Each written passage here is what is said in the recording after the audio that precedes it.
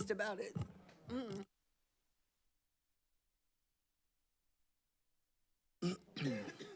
Good evening, everyone. Today is Monday, July 21st, 2025.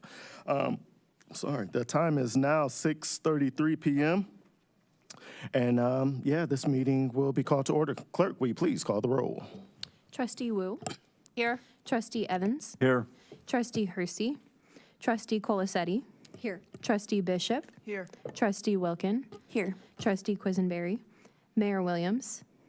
Here. Supervisor Chenoweth. Present. Assessor Awana. Here. Thank you. All right, we have quorum. Thank you. The next item is the approval of the minutes from our previous meeting of April 14, 2025. Are there any corrections or anything? I'll move approval. All right. A second.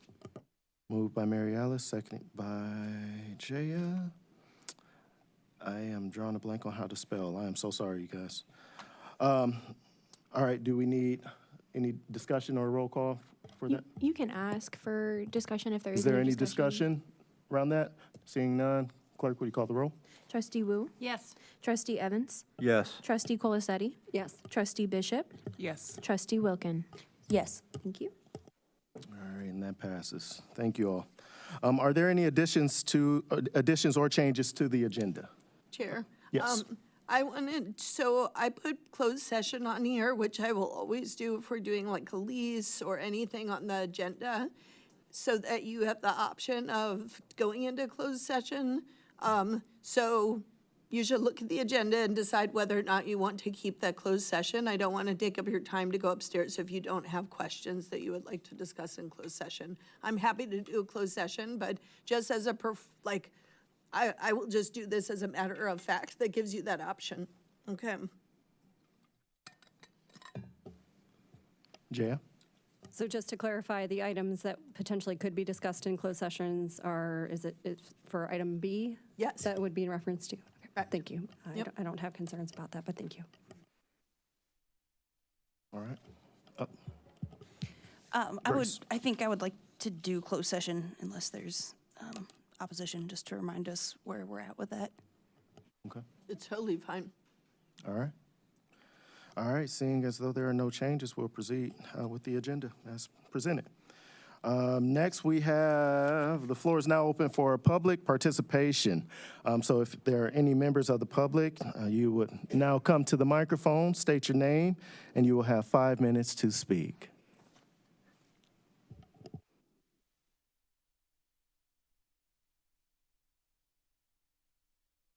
Hello. Good evening. Bring this down. There you go. Yeah, it's better for you. Okay, thank you. Good evening, everyone. I'm Pastor Angel Johnson. I'm here tonight to let you know that I'm a taxpayer, okay? And to see that I have never received funding, but one time out of this whole ARPA funding been going on, out of the money from the city, from the taxes, I feel like at least I invested 20-some years. I lived in my house and paid taxes. And for me to get denied and turned down over and over again, I want to know who's talking to who and telling them not to give Angel Youth Center or either Angel or either the Youth Center organization funding in my own community. There's no way we receive $5,000 at the end of 24 to carry us over to 6,000 to carry us over to 2025, 2026, 2027, all this money that's been passed out. I know what time it is, and I know you can't do better. I just know we can do better together. That's all I keep hearing. We're better together. We're better together. We're better together. We're better together. We're better together. We're better together. Really? So I don't know who has what against me, okay? I did my due diligence. I take care of our youth.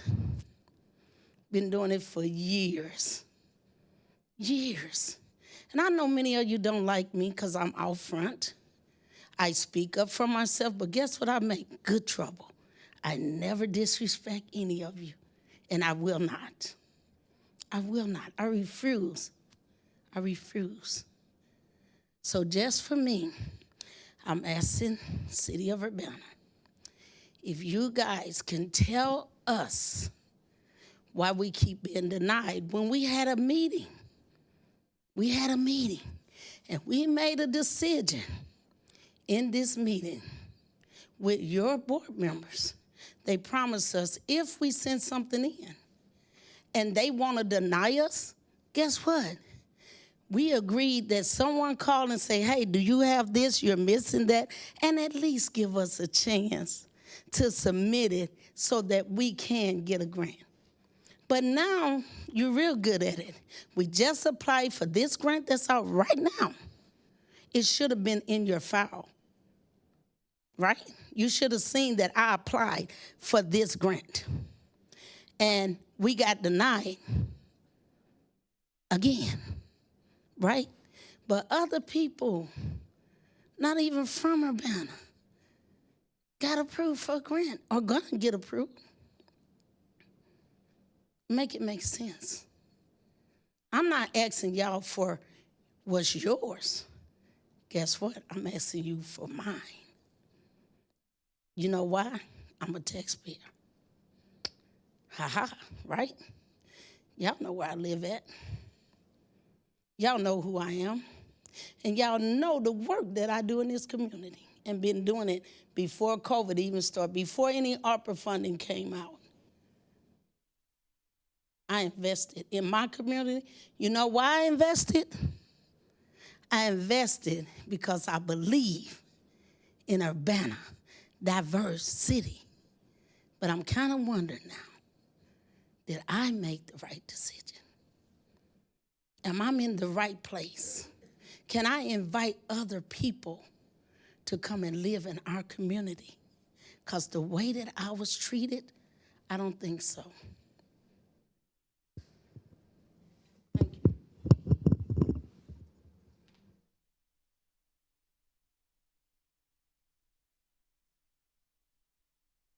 Hello there, Ernest Johnson.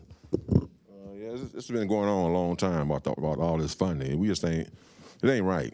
You guys know it's not right. You know what I'm saying? We just been denied. When we gonna hear some approvals? You know what I'm saying? We do the work every year. We do work all the time. We all in the park.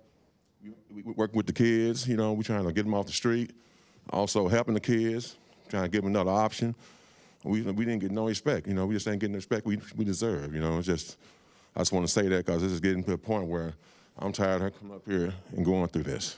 You know, so that's why I'm saying something. Because I've been sitting back. I will talk. I talk. I don't play games. You know, and just all this stuff we got denied. Got one grant for $6,000 and 24-25. Come on. What we gonna do? I mean, we thankful for that. You know what I'm saying? But we can deny 3 times straight. No ARPA funding. All that ARPA funding you guys got, we didn't get none of that funding. That wasn't right. It just don't make any sense. So we need to do a better job in this. We are taxpayers, and we're looking out for the people like everybody else. We're trying to get these kids in another direction because they need our help. They need the love, and we need to come better than this. Thank you. All right, are there any other members of the public that would like to speak? All right, thank you all for your participation. We'll now hear from committees to verify the bills. So will the committee report on the town fund? Danielle. Sure, good evening.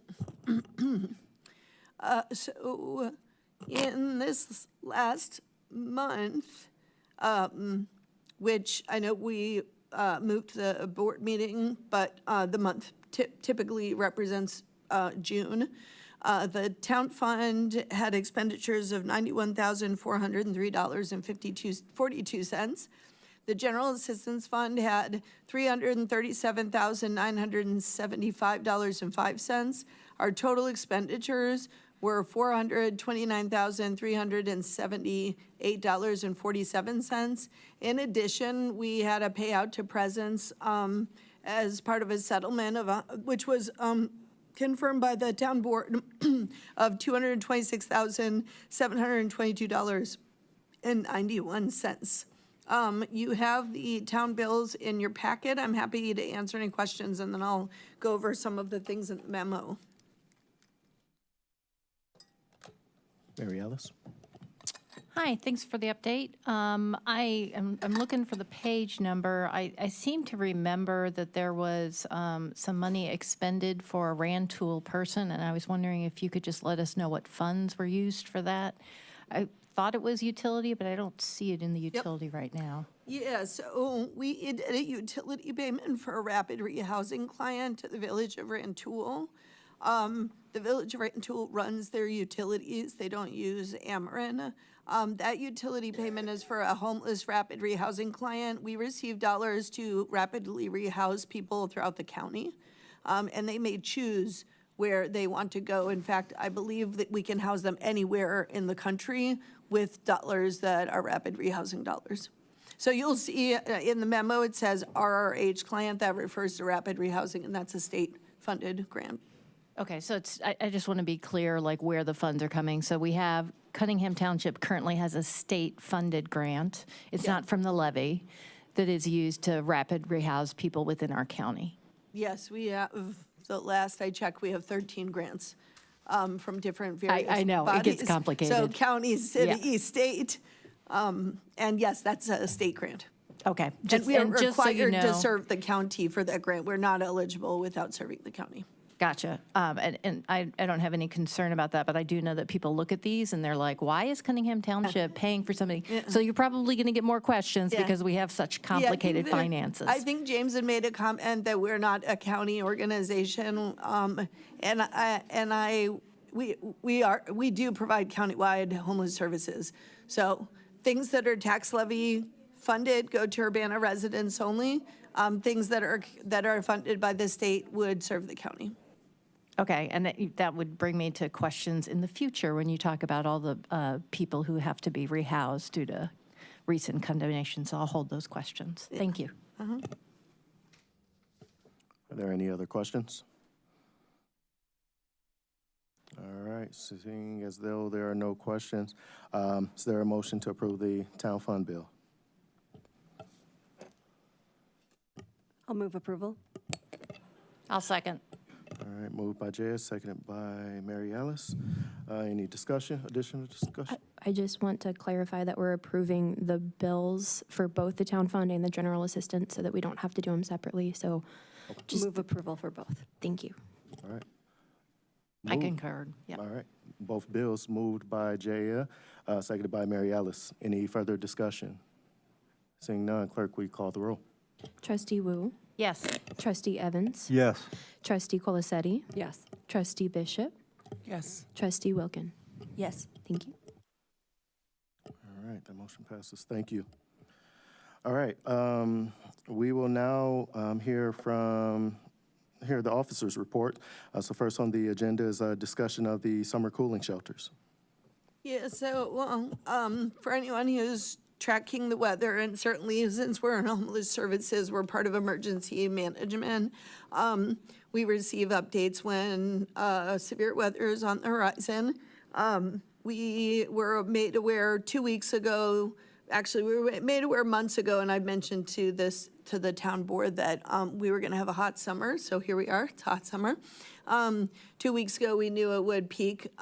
We were hearing 107-degree heat index. That changed to 114. Because we have trees, we'll probably be less than 115. It'll be less than 115, but it's still dangerous.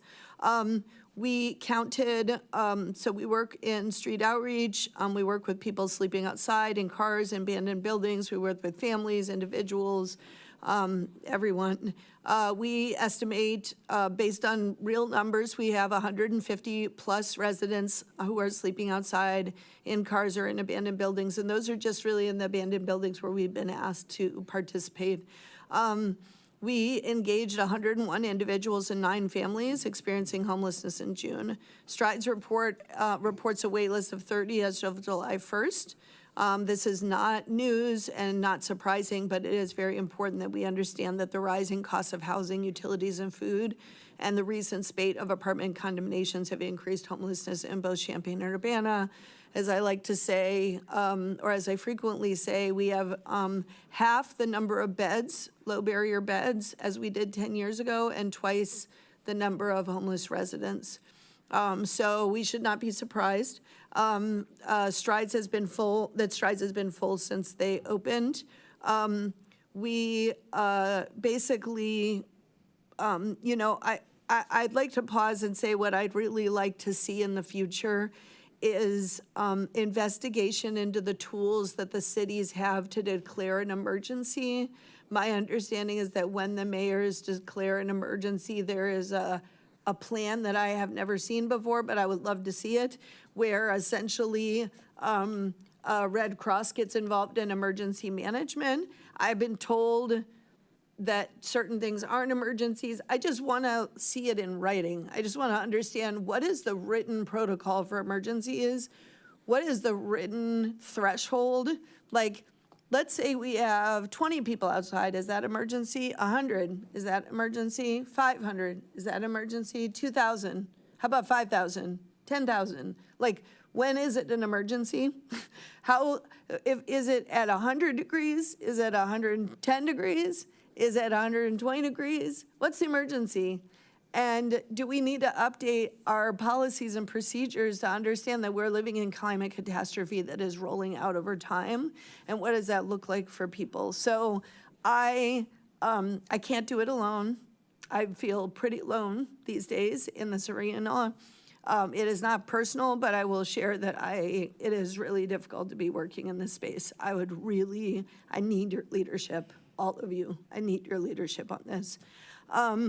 So we did a pop-up shelter with public health providing the cots, Salvation Army providing the space. We have 30 cots, not 50. We had space for 50, but we're approved for 30. For some supportive shelter day and night with staff members who are trained in homeless services. We're very lucky to work with Friend and Me, and we have our CARES team. We're doing meals, nights and mornings. We're doing 7 days, 6 nights during the anticipated heat wave. The start date was last night. It is the first night that Strides did not turn anyone away. We got a very, very good deal on a bus from Carl Foundation Hospital. I purchased that bus on Friday. I detailed it. I had it at the DMV. I got it insured. It drove people on Sunday night. It's cool looking. I hope to show it to you soon. We also have a street outreach vehicle the city of Champaign purchased for us. We appreciate them. That pop-up shelter will end on Saturday because it's in a church. We do need spaces that aren't interrupted by Sunday. I understand the need, but we really need public spaces. We are staffing the open hours with the CARES team through an HHI grant. Thank you, City of Urbana. And through funding for contracted services through United Way and City of Champaign. The total cost for staff is very small. It'll be about $10,000 for the week, day, and night. Angel donor funds have contributed for the food so that we specifically are prioritizing medically fragile and senior citizens because it's a quieter space than Strides and they don't have to move. They don't have a time period where they need to be out. It's too hot to be outside. We do accept everyone, but Strides is helping us prioritize medically fragile folks. And so they have showers, et cetera. There is no drop-offs at Salvation Army. Please let the police department know that. Please let fire know that. They must be referred to Strides. The Strides keeps a wait list. People can show up that day and get a cot that night. So it's not like a wait list. It sounds like a wait list, but basically folks just need to have an intake. Because children are at this location, there's a few constraints on who can stay there. So we do have to go through a process. I have shared a list of cooling centers. For the first time in 3 administrations at the city of Urbana, the mayor has approved City Hall as a cooling station. Thank you very much. I really appreciate that. I've asked for it for literally 10 years. It means a lot. I saw that there's lovely cups outside. There's places for people to sit. I put a bunch of these next to there so folks know where they can go. But we do have a list of cooling centers. People can also look at our social media page, and this is on our front door at 205 West Green Street. We need every single public entity to be a cooling center based on behavior, not homeless status in this town during all open hours that they are staffed. That's what needs to happen. I cannot do it by myself. I need you to call other public entities. I need you to call the county. Brookings is not on this list. I need you to call City of Champaign. Champaign is not on this list. I need you to call MTD. MTD is not on this list. And they were called because we called to find out who is going to allow folks to get out of deadly heat that will kill them and move into cooling centers. This is not a time for people to quibble over whether or not they can handle the homeless. If somebody has a behavior issue, you call the police and they will escort people to a different location like Strides, right? So behavior-based, that's what we want to go to. There is a Bill of Rights at the state of Illinois for the homeless. You are not permitted to treat the homeless any differently than any other entity.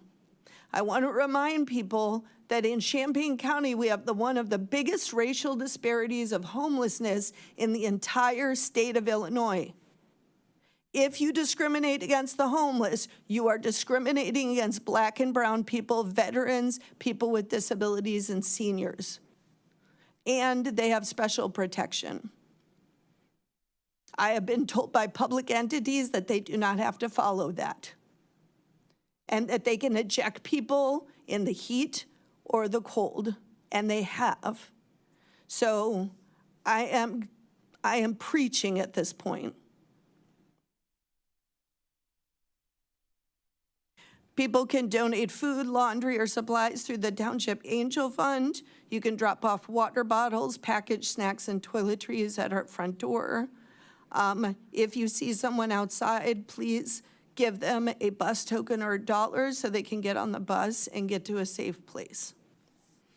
I'm happy to answer any questions about the cooling centers or the pop-up shelter. Are there any questions from the board? Chris? Yeah, thanks, Danielle, for the report and the preaching.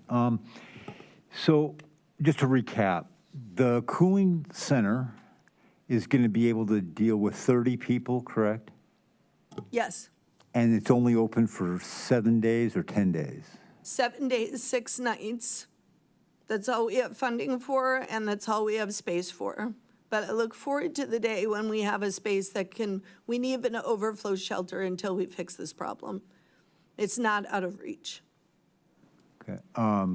So, and then to recap again, just to emphasize this, you need all the county, the city of Urbana, city of Champaign to do what? Do the overflow shelter? Is that, should be? First off, Yeah. every public entity, while they're staffed and have already paid our public dollars to be open, needs to allow people to come in and cool down and not eject them based on any time constraint or the appearance of homelessness, only based on behavior, which is dangerous to others or unacceptable for that space. For example, screaming at the library, probably gonna get you kicked out. That's okay. we'll try to find a different, more suitable place for someone who might be having a mental health episode and needs support, right? But that's not what we have, because last winter, I circulated the document that United Way gave to me that said every public building is a warming space, and that is not true. Everyone has their own rules. Well, they can stay for an hour. Well, they can stay for 2 hours. Well, we don't really have the services for them. We can't really address their needs. All we're asking is that they be able to sit quietly by themselves, read a book, twiddle their thumbs, play Candy Crush, I don't care, but be safe in a cool space. And we don't have that. And honestly, it needs to be a state law, but please don't wait for me to make it a state law. I had to do that with source of income protection. It was hard. It took many years, right? So I prefer that Urbana really be the visionary and Champaign be the visionary that they say they are. Do you know where the people that were sleeping in the viaduct in Champaign, where they went?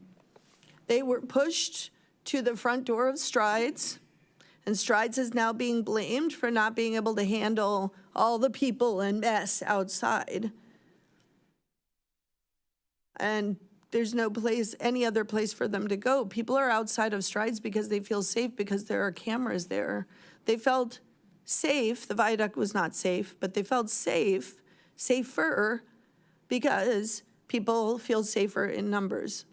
And we've seen a long legacy with Safe Haven, with tent cities, with Pallet Palace, you may recall, places where homeless will gather and they'll create some level of temporary space for themselves. What we know, and the research is very clear on this, and this is a Research One university, is that if you displace people who are physically outside and they've created some level of safe space, because guess what? Jaya can tell you, people know what safety is for them. They'll show you with their actions what is safe. If it's not safe, they won't go there. That's their safe space. If you displace homeless residents from a place where they've found safety, they are much more likely to overdose. So you are killing them. So I understand that not every place is, I don't want people sleeping outside under the viaduct. I don't want people sleeping on mattresses outside. But then if you don't want that, you have to provide shelter for them. And it's not that expensive. If you look at the numbers, we are very lucky in this community to have numbers under 500 counted in a point in time count. Like, we're a county of 250,000 and we can't house 500 people? Are you kidding me? There's a reason for that. Jaya. I have 2 questions. Also, just want to say thank you for, I know it can feel lonely, but our community would be even worse off if it weren't for all the work you're putting into this. So thank you. Are the 30 beds anywhere near adequate to what is needed right now? That's my first question. I was hoping for 50. We were limited to 30 due to fire regulations and the space constraints. Julie Pride from Public Health, and I literally, the way we handled this situation is we drove around all day together and knocked on doors until we found a place that would house, because I've been asking literally for months, where could we house people? And I had a lead, and it disappeared out of the blue. And so we were scrambling in this situation. So I think for this week, I think we'll be fine. I think that we really need to look at, and I've asked for this data, and I will have it to you shortly because it comes from the continuum. I want to know bed capacity over 10 to 20 years, bed capacity. Now, some beds are missing, so we're having to fill in the folks who didn't participate in the homeless management system. So we're trying to get that. I also have a timeline of homelessness. I have a PhD student putting together, so putting that. And so eventually, I'd like to give you a real picture, given that our population has been pretty stable, what the picture looks like in terms of homeless bed capacity and homelessness over time. So I think that will help us plan. That's the minimum of what we need. I think that's what your administration, mayor, needs, is you need data to know how many people have been outside. We have a story in this community, which is if we build it, they will come, so let's just not build it. And that needs to stop. We need to look at the data. Like, we have no excuses, a community like ours, not being able to look at the data and the research and following best practices. My other question, I appreciate you raising that state expectation in terms of public entities. Does that apply to the University of Illinois? Yes, every public entity. We pay taxes to all of them. And frankly, I think it should also apply to people with groups with tax exemption. Churches do not pay, right? Carl and OSF do not pay taxes, except in very small portions of their parcels. Like, that you get tax exemption, so you should be a place that serves people, and you should serve them based on behavior. You have a lobby, put out a few chairs and let people sit and have a behavior-based approach. That's all, a behavior-based approach. If people are not causing trouble, don't bother them. Frankly, the Urbana police have been wonderful in this because they understand that if people are not causing a problem, they don't mess with them anymore. They used to, but they don't anymore. You know, they call our office, they work with us, and I've heard the police officers, the foot soldiers, talk about the moral injury of not having any place where they can take someone, you know. And so we need to think about public safety and first response totally differently. They are part of the team, fire is part of the team, right? Township's a part of the team, we're all part of a team. We actually have to be, we are first responders, right? And so what does that look like? The police can't just be dispatched with no place to bring people to. So policing actually should be housing, right? Public safety is housing.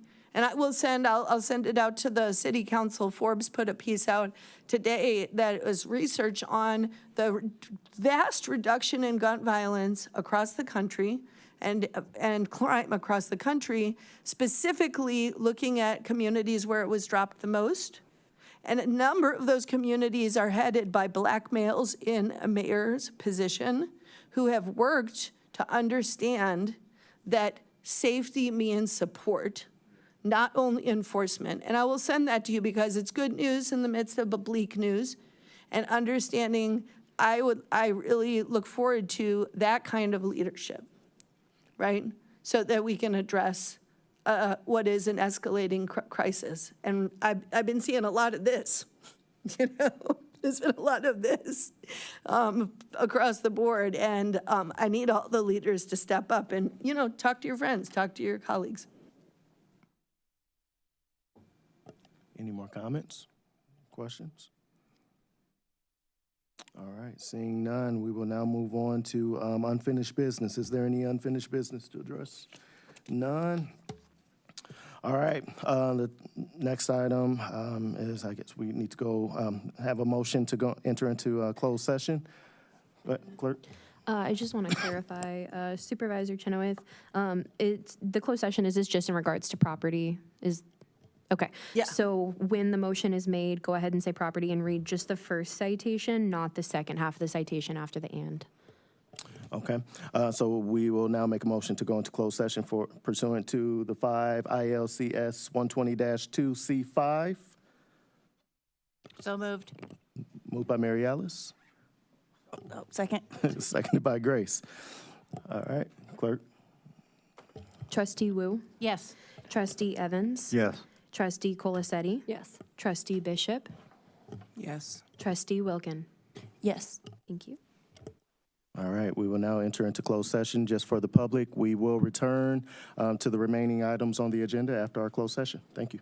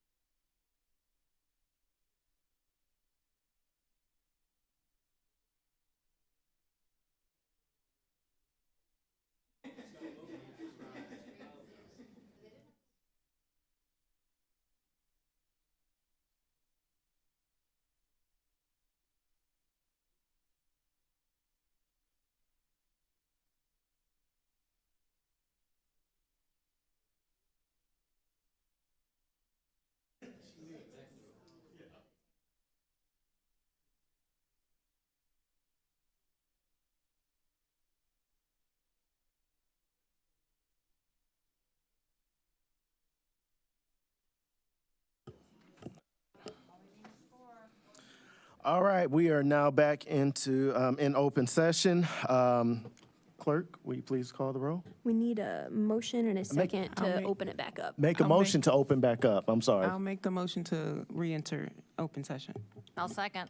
All right, motion made by Chandra, seconded by Mary Alice. If there's no discussion, clerk, please call the roll. Trustee Wu, Yes. Trustee Evans, Trustee Colasetti, Yes. Trustee Bishop, Yes. Trustee Wilkin. Yes. Thank you. All right. All right, next we have Resolution T 2025-07-009R, authorizing the supervisor to execute a lease amendment with Beckett Trust for township office space. Is there a motion to adopt this resolution? A move approval? All right, moved by Jaya, seconded by Mary Alice. Is there any discussion? Seeing none, clerk, please call the roll. Trustee Wu, Yes. Trustee Evans, Yes. Trustee Colasetti, Yes. Trustee Bishop, Yes. Trustee Wilkin. Yes. Thank you. All right, the motion passes. All right, next is Resolution T 2025-07-010R, authorizing the supervisor to sign a memorandum of understanding with Roadway Inn for emergency housing. Is there a motion to adopt this resolution? Can we have some information on it? So we have a longstanding agreement with Roadway Inn as one of our several housing providers in the community. They are funded through a state grant, the Emergency Transitional Housing Grant. So close to 100% of the funding comes from that.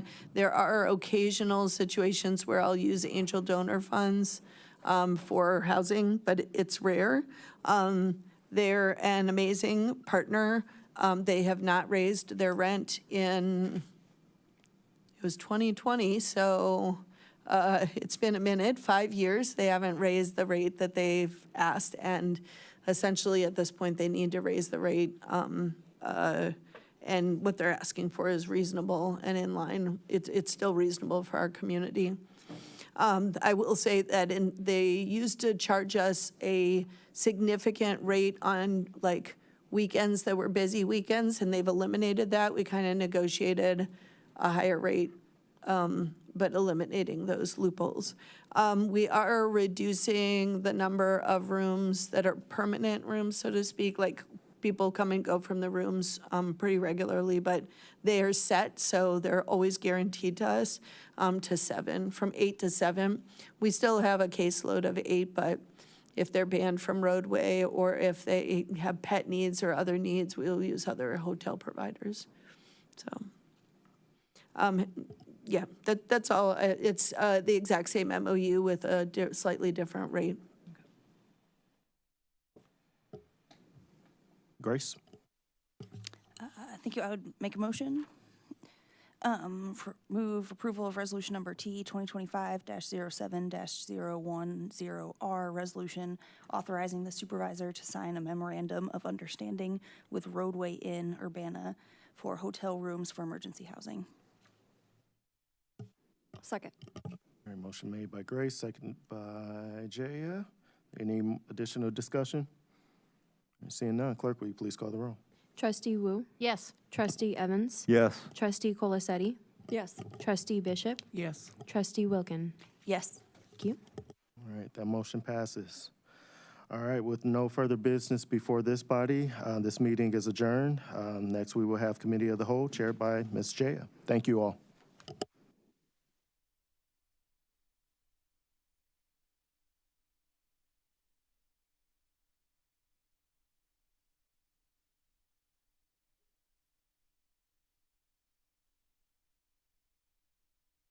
All right, the time is 7:44. I would like to call this meeting of the Urbana City Council Committee of the Whole to order. Will the clerk please call the roll? Councilmember Wu, Here. Councilmember Evans, Here. Councilmember Hersey, Councilmember Colasetti, Here. Councilmember Bishop, Here. Councilmember Wilkin, Here. Councilmember Quisenberry, Mayor Williams. Here. Thank you. All right, the next item on the agenda is approval of previous minutes from June 16th, 2025, and June 17th, 2025, Committee of the Whole meeting minutes. So moved. There's moved for approval by Mary Alice. Is there a second? Second. Seconded by Chandra. Any substantive corrections? Grace? There's just a small logistical one that I think the clerks have covered. Okay. Thank you for that correction. Any further corrections? All right, seeing none, all those in favor of approving these minutes, please say aye. Aye. Any opposed, please say nay. Those minutes are approved. Next is any additions to the agenda. Does anyone have anything they'd like to add? All right, seeing none, we will move on to presentations and public input. I don't believe we have any presentations this evening. So if anyone in the audience would like to come up to the microphone and share their thoughts, you will have 5 minutes to do so.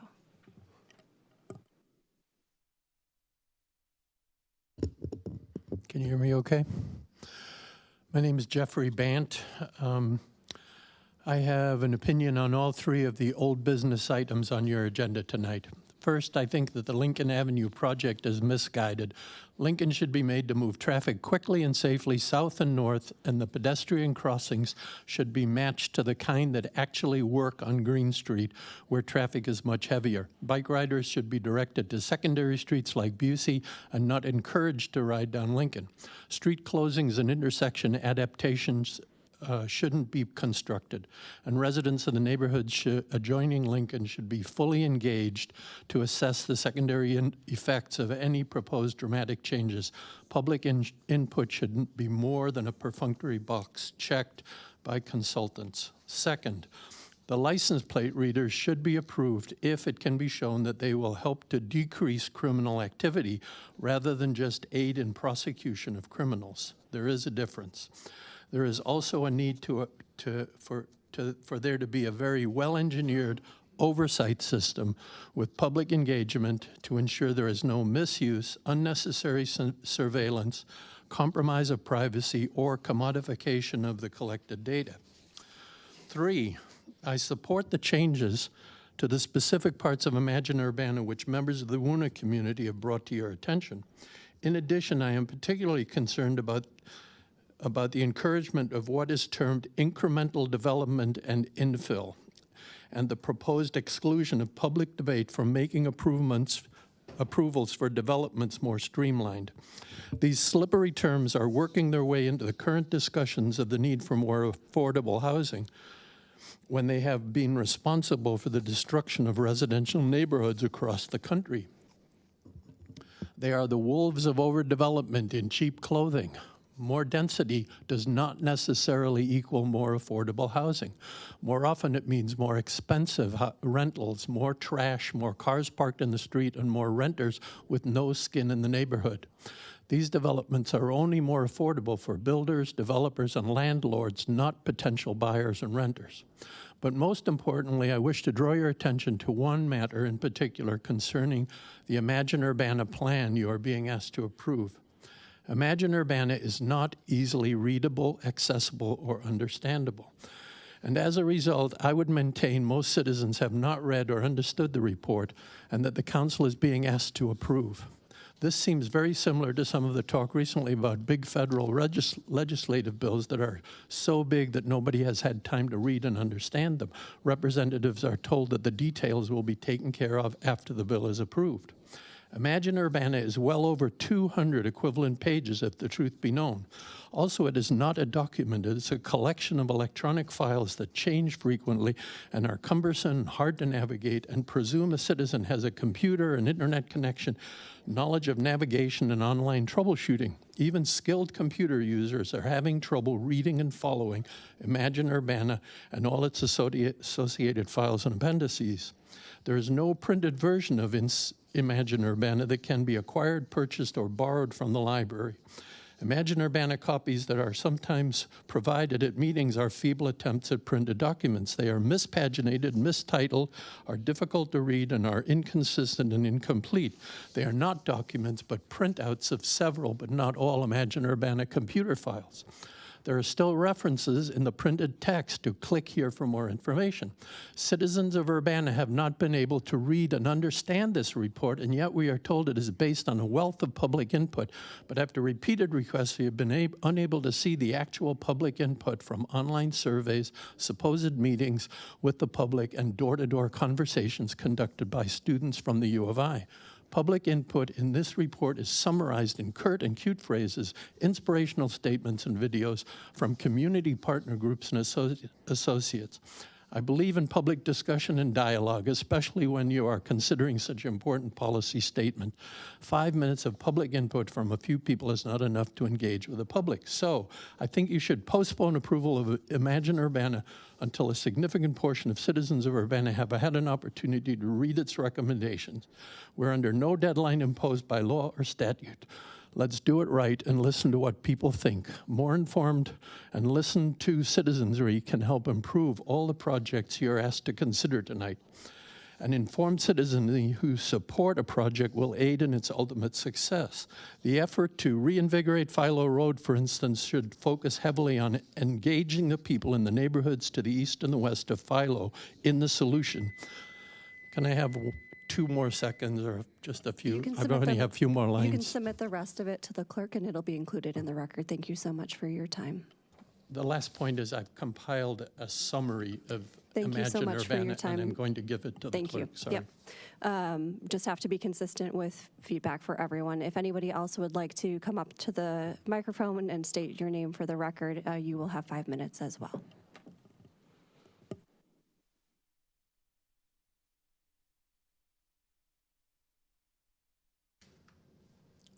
Hi, my name is Paul Hickson, and I live at 209 West Indiana. And the last time I saw you, Mayor, was at the town hall meeting. You were a candidate for the primary, and we were going to discuss shortly after that meeting before, and I think Council Member Quisenberry has told you that I hit a series of health issues which prevented that. Fortunately, I'm well. I've survived my first knee replacement. I'm headed for the second. But I want to say, first off, I actually support the substance of what Jeff was saying. I do believe that the Imagine Urbana program is difficult, and it fails, difficult to understand and follow. Therefore, people have had difficulty with it. But above and beyond that, I think it fails what you and I were going to talk about, Mayor, which was the ability to have each neighborhood contribute to issues that deal with it, to listen to the citizenry heavily. And as Jeff said, you know, we need to be listening to the citizenry who will be affected in the Philo Road area. This is WUNA that study really targets. And I believe that it is something that the citizens of WUNA have not fully taken in or been allowed to provide input on. I did read that, and was intending to come up here and speak to an email that Esther Pat had put on WUNA, in which she reported that a group of 3 people on July 2nd met with you, Mayor, and asked you to make the following changes, and that you had agreed. And one was to specify that the definition of N1 should include the intent to preserve existing single-family or duplex zoning wherever it currently exists, that the definition of N1 should be changed as follows. These neighborhoods consist primarily of single houses with some duplexes, striking the words and townhouses and may include low-intensity, small businesses and institutional uses. 3, the description of N1 under place type should be changed as follows. Rather than mostly residential, it just say residential. Primarily single houses, duplexes, striking the words small apartments and townhomes, and striking the words small business like cafes and professional offices are appropriate on corners or along the edges of neighborhoods. And there was also discussion about how in certain streets, I believe it was Vermont and maybe one other to the south, that they would be right turn only, westbound. That wasn't true of the street I live on, which is Indiana. And it was to be inbound turning only. I would respectfully say I agree with everything Esther said, except that.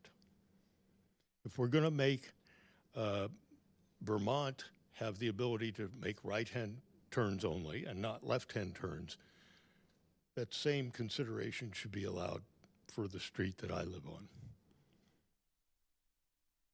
That's basically all I wish to say. Thanks. Thank you. Anyone else would like to come up, please state your name and you will have 5 minutes for your public comment. Good evening, I'm Eric Sachs. I'd like to follow up about the comprehensive plan. And in particular, as was mentioned just previously, Esther Pat had worked very diligently with a number of people to come up with some really small changes to the text that I think would be valuable. So I'd like to endorse those 5 changes that Esther proposed. And I believe she sent them to you, and I have a copy I'll give to you. And encourage you to adopt them. I think they would largely be synergistic and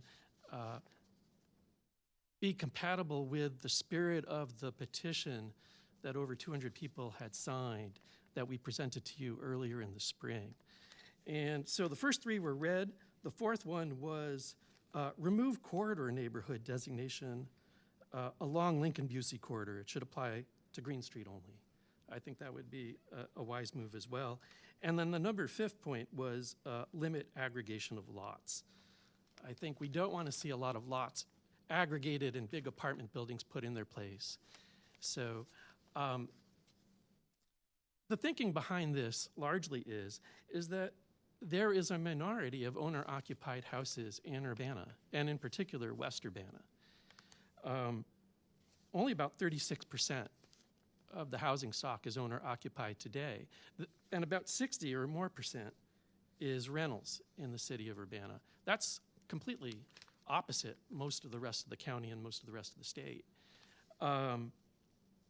So we don't want to see neighborhoods like West Urbana turned entirely into rentals for students, like what we see across the street on the western side of Lincoln Avenue north of campus, right?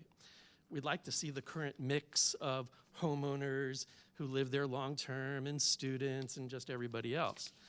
I think the other thing to point out is that the rental vacancy rate is high. It's like 13% overall, and for units of 5 or more, it's like 18%. So this is really overbuilt. There is, however, truly a need for low-income housing. That's shown in the reports, but we won't solve that just by encouraging lots of building, because the builders will build for profit, right? So if we want to address low-income housing needs, which is important, we're going to need to find some subsidized way of doing it. So there is a problem, it needs to be solved, but the current way the comprehensive plan is written won't really address that. So we have to find some way to do that. So I hope that these relatively small changes in the text could be adopted, and I think that would solve a lot of the angst of the neighborhood moving forward overall, and perhaps many other neighborhoods as well. The idea of incremental change towards, all apartments, that's just talking about rate of change. We're more interested in what the actual outcome will be rather than how quickly we get to it. We don't want to, over 15 years, get to just all apartments, no owner-occupier, right? We'd like to keep the mix. So the idea of this incremental, I think, is not very appealing to most of the neighborhood. So I'd like to just switch gears in the final moment or two and talk a little bit about the Lincoln Avenue plan. I think there's a lot of angst in the neighborhood about closing off streets, preventing right turns and cul-de-sacs and all this sort of thing. I think the idea that we should be putting a lot of bicycles or directing bicycles to Lincoln Avenue is probably a mistake. Really, the side streets are much better and safer for that sort of purpose. I think if we make the changes that are being proposed to Lincoln Avenue, we're going to see a lot of unintended effects to Busey Avenue, and that will cause more potential hazards for pedestrians and cars there. I think from my 15 years of experience living in the neighborhood and crossing Lincoln Avenue like twice a day most days, the biggest problem is, as one of the two major only north-south corridors that go to the highway, right, go to 74, we have a lot of people running red lights, and they speed up to do it. At the same time, we have a lot of people flowing from the neighborhood as pedestrians to campus, back and forth. That is the crux of the problem. If we had some red light cameras that would catch people who went through the red light and give them a ticket automatically, we'd see that drop way down. People care about their pocketbook. These flashy lights in the middle of the street, that scares the heck out of me. I think people are going to race through those, and they're going to kill people. I really hope we can find a way to make this a safer Lincoln Avenue than it is now. I'm a little worried that the plan as it's put forward probably just make it worse. So appreciate your time. May I give you the page? If anyone else here in person would like to make a comment, please feel free to come up to the microphone, state your name, and you will have up to 5 minutes. Hi, I'm Sarah McAvoy, and my husband and I live at 805 West Michigan Avenue. It's really nice to see you, Mayor Williams, at the helm, and thank you, everybody here, for your service. I'm grateful. We are in support of Mayor Williams' stance in supporting economic development on Philo Road and directing resources to that Urbana community in need of an economic boost. I'm going to shorten some of this. And you once said, you know, we are experts in our own neighborhood and live in very close to Lincoln, Michigan. And I've lived here 25 years. I do kind of feel like I'm an expert in the neighborhood. And, you know, hey, we're going to have a new coffee shop at Green and Lincoln. Okay, hey, we're going to have some youth hostel. Okay, changes happen, and we want occupancy, and we want tax dollars coming in. That's great. I want to talk about living across the street from Twin City Bible Church has given us years of experience and challenges to neighborhood preservation. And living next to the Church of Urbana for many years, they tried to convert the house next to us, 811 West Michigan, to a fellowship house without a special use permit, including wanting to create a parking lot in the backyard with an added parking entrance off of Lincoln Avenue. We are no strangers to the benefit of the city of Urbana requiring special use permits to proposed zoning changes and uses. And we recognize that special use permits take up city staff's time, but it is a necessary requirement for hoped-for zoning changes. It slows the process down. It involves neighbors, taxpayers, stakeholders to have a voice in the outcome as it should. Let's see, what else would I want to mention? I know I've already lost on this. We're not going to keep the designation of R1 and R3, and okay, that's not going to happen. That was my letter from May to you. So I do endorse Esther Pat's definition, so I'll just pop that up real quick on my phone under photos. That the definition of N1 would be changed to these neighborhoods consist primarily of single houses with some duplexes, period. The description of N1 under place type should be changed as, okay, you all heard this before. It's been submitted. I just wanted you to know that I endorse it, as do a lot of other people.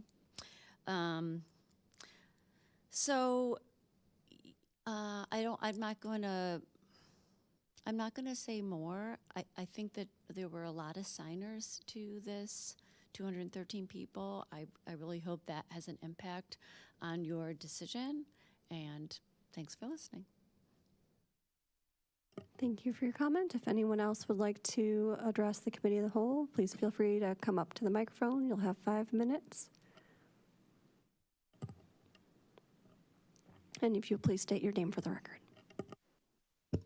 Can you hear me all right? Okay. My name is Tony Crispin, Ward 1, and I'm here to speak on support of the Imagine Urbana plan. I was here last time it was on the docket, and I'm coming back because it wasn't approved last time. Y'all didn't have time, and that's okay. I will always be here to shoot for housing in our community, and you know who else should be? You guys. This Imagine Urbana plan is our next best step towards getting more housing, more affordability, more variety and options for all Urbana residents, present, future, and I think this is a really good step forward. I know there are concerns about how to get affordable housing, as some other commenters have mentioned. Yes, large developers will be interested in making profitable housing, which tends to always be equated with more high-end luxury housing, and that is true, which is why we can't just plainly say, let's upzone everything and get it going. There needs to be a little bit of subsidized housing here, there needs to be LIHTC, there needs to be Section 8, but that incremental approach where we can go lot by lot and slowly have neighborhoods mature over time into being more complex, more sustainable in terms of economically, in terms of environmentally, because every house that isn't being built in Urbana is someone that's having to move out a little bit further out of town and they have to commute in. It's not good for the environment, that's not good for them, that's not good for us, missing those tax dollars, creating more emissions, et cetera, et cetera. So I really am in support of this plan as someone who loves this area. I grew up in Central Illinois. I'm from Bloomington, actually. I go to school here. I would like to make this region my home, and I think that Urbana can start leading the way in some of these more incremental development types, in more housing affordability. And this is not a radical plan. I just want to say that out loud. This is a very modest step forward. And in terms of, look, do we have a deadline for this? I suppose we don't. I suppose we can sit on this for the next 2, 3, or 40 years. We're not bound by law on that one. But I think Urbana, this is the time right now to really put into paper, we wanted to start doing this.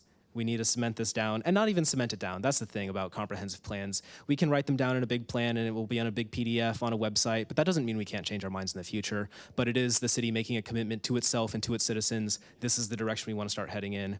I think it's time to stop nitpicking this line by line. I think that it's been in the oven for a few years now. I think that the people of Urbana now and in the future will want answers for why housing is so unaffordable.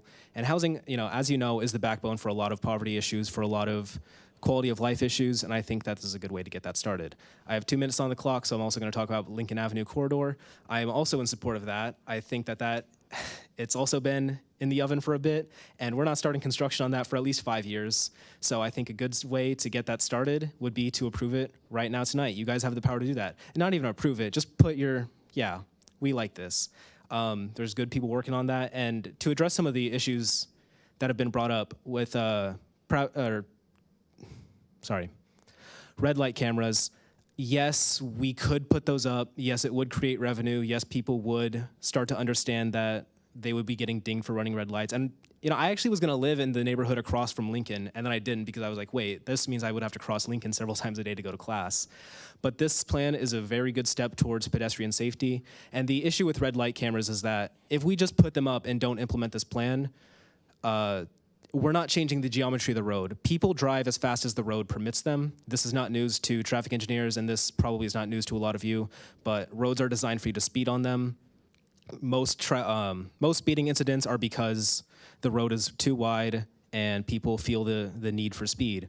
So we can put red light cameras up. That doesn't change the psychology of it, and we're going to start farming money out of people who are encouraged by that roadway design to go as fast as they want. So that is not a long-term sustainable plan.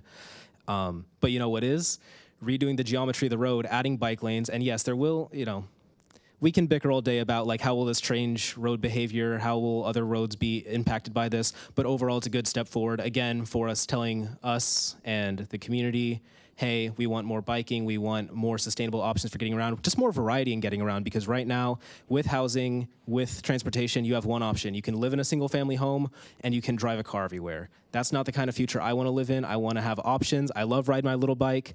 I love being able to live in a more affordable house that won't lock me down somewhere for 30 years with a mortgage. I want to have options. I want to be free, because that's the American spirit now, isn't it?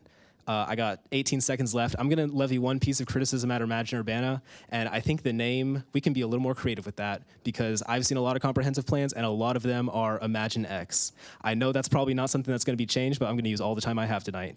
Thank you so much, and please approve these approvals.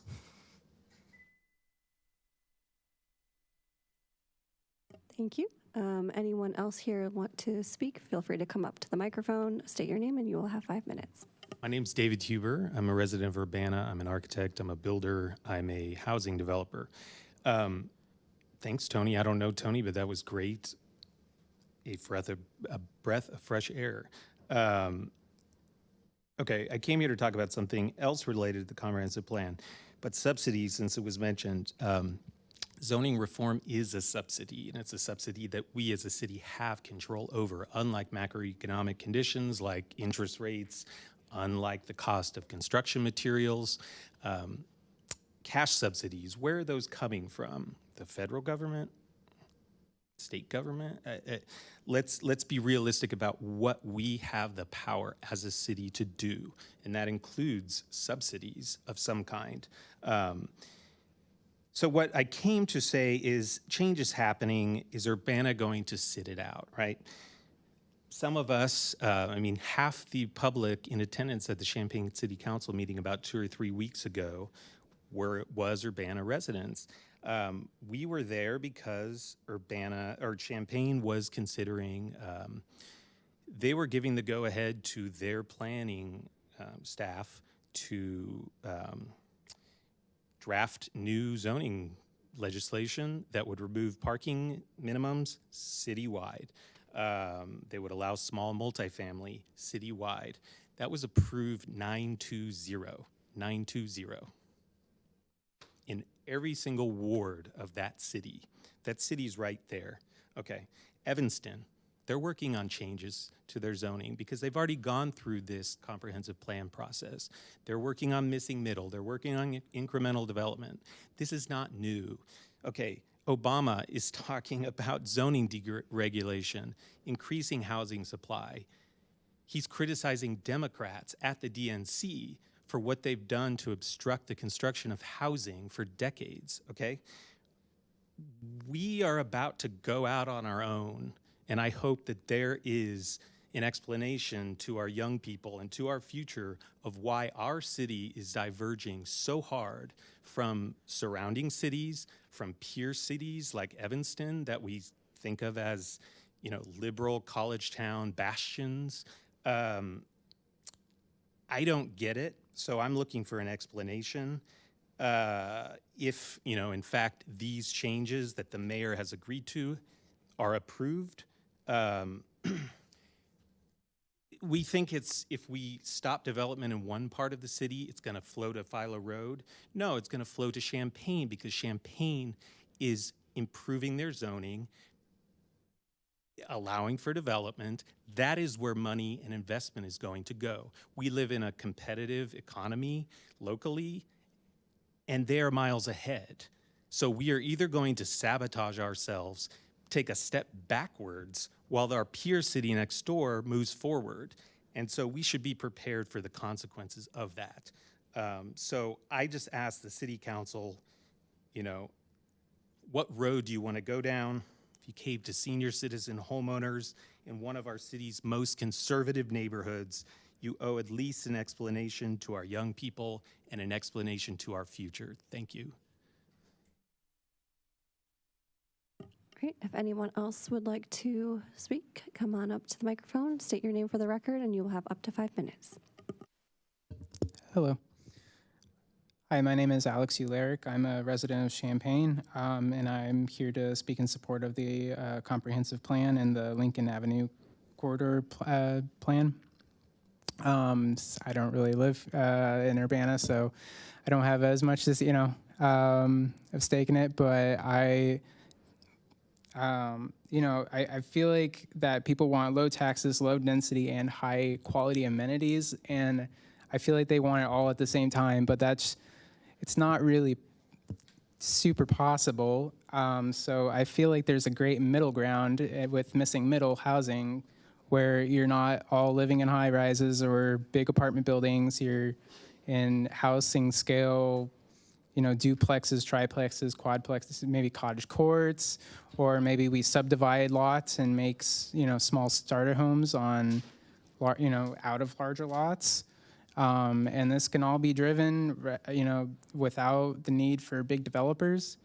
Small developers in the city can, we can support them and make it so that these are more owner-occupied instead of renter-occupied as much, if that's such a worry. I think that kind of anyone, regardless of their physical ability or their transportation choice, should be able to access all the amenities and services and goods that they deserve, that they're dignified to have. We've been, kind of going towards car development, suburban development since World War II, and we've gone just in that direction for all this time. And we're starting to kind of see the effects of that. I mean, the roads are in downtown Urbana are just kind of like disappointing, honestly. And I know those are in the capital improvement plan, but it's kind of sad to see that they've gotten to this point. And you could raise taxes to make that better, but nobody really wants that. So I think that getting tax, from more residents in a tighter area, we don't need to build 3 new subdivisions with a bunch of new roads that we're going to have to take care of in another 30 years. So I think that I don't really have much more to say than that, but back to the housing part, imagine just empty nesters that want to convert the upstairs to a duplex and rent that out, and then they'll finance their vacations to Fiji or wherever. Just building wealth within the neighborhood. What if they want to also convert their garage to a storefront? There's just so many ideas that could come out of Imagine Urbana plan. This is just a guide, but there's just so many opportunities that could come from this. And I don't really have much else to say, so I'm going to end it there. Thank you. Thank you for your comment. If there's anyone else here in person who'd like to come up to microphones, make a statement, please feel free to do so. Otherwise, we do have some emails too. Okay. Seeing none, I received 2 ahead of time and saw 2 more come in. So first one says, please read into the public record.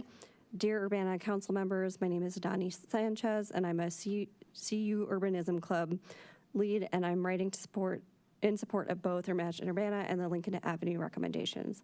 They both offer an opportunity for the city to choose equity by supporting people who do not own cars and allowing housing and services to be built along transit lines and business centers. Imagine Urbana encourages building more options for housing close to economic centers. If someone who previously had to ask for a ride to pay their property taxes is able to avoid a penalty by walking or rolling their wheelchair to the office, that is a significant improvement in their life and health. Similarly, if cars slowing down slightly on Lincoln Avenue prevents potentially fatal collisions with pedestrians or bicyclists, that's the win. The Lincoln Avenue project, while not perfect, is trying to prioritize all users on the road, not just the steel ones. At some point, we have to accept that the trade-off of a more sustainable community is one that makes cars less important than people. If we do not start revising our priorities, all of our towns will look like North Prospect and Champaign. Thank you for your consideration.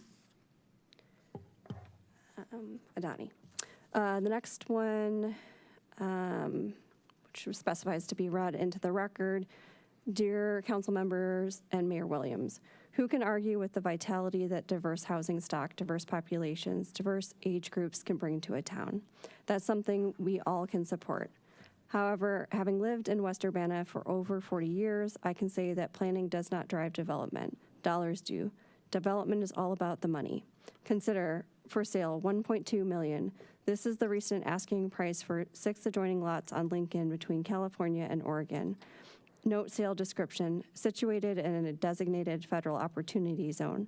These properties hold significant redevelopment potential, making them an ideal investment for future growth. Note that development would require $1.2 million plus the cost of demolition plus the cost of construction. Sold for $1, yes, $1. 200 South Vine, entire city block. The lot was already cleared. The developer only had to pay for the cost of construction. Even at that, the developer had to get approval from city council to scale back his original plans.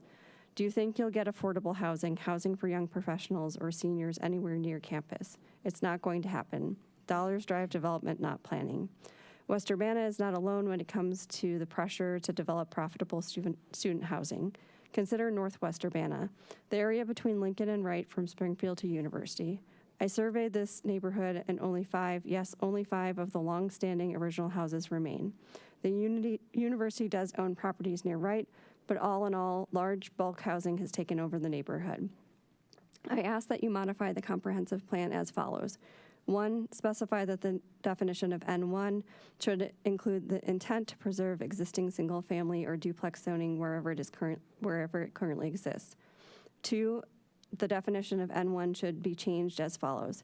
These neighborhoods consist primarily of single houses with some duplexes, and then there's a strike through for and townhouses and may include low-intensity small business and institutional uses.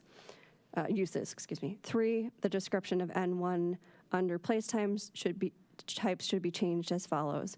Residential, primarily single houses, duplexes, and some accessory dwelling units, e.g. garage apartments, backyard cottages, and are interspersed. Home-based businesses can be anywhere. There are some additional strike-throughs in that. 4, remove CN corridor neighborhood designation from the Lincoln-Busey corridor. It should apply to Green Street only. 5, limit aggregation of lots. As Mayor Williams has said, quote, from the start, I've made it a priority to ensure that the plan reflects your voices, your ideas, feedback, and hopes for the future. This is what we can achieve when we plan with purpose and make space for every resident to be heard. Please listen to us. Thank you for your consideration. Liz Cardman, Urbana. Apologies for the duplicate of this. Multiple copies. Do other council members have emails to read? Otherwise, like I said, I saw a couple more come in.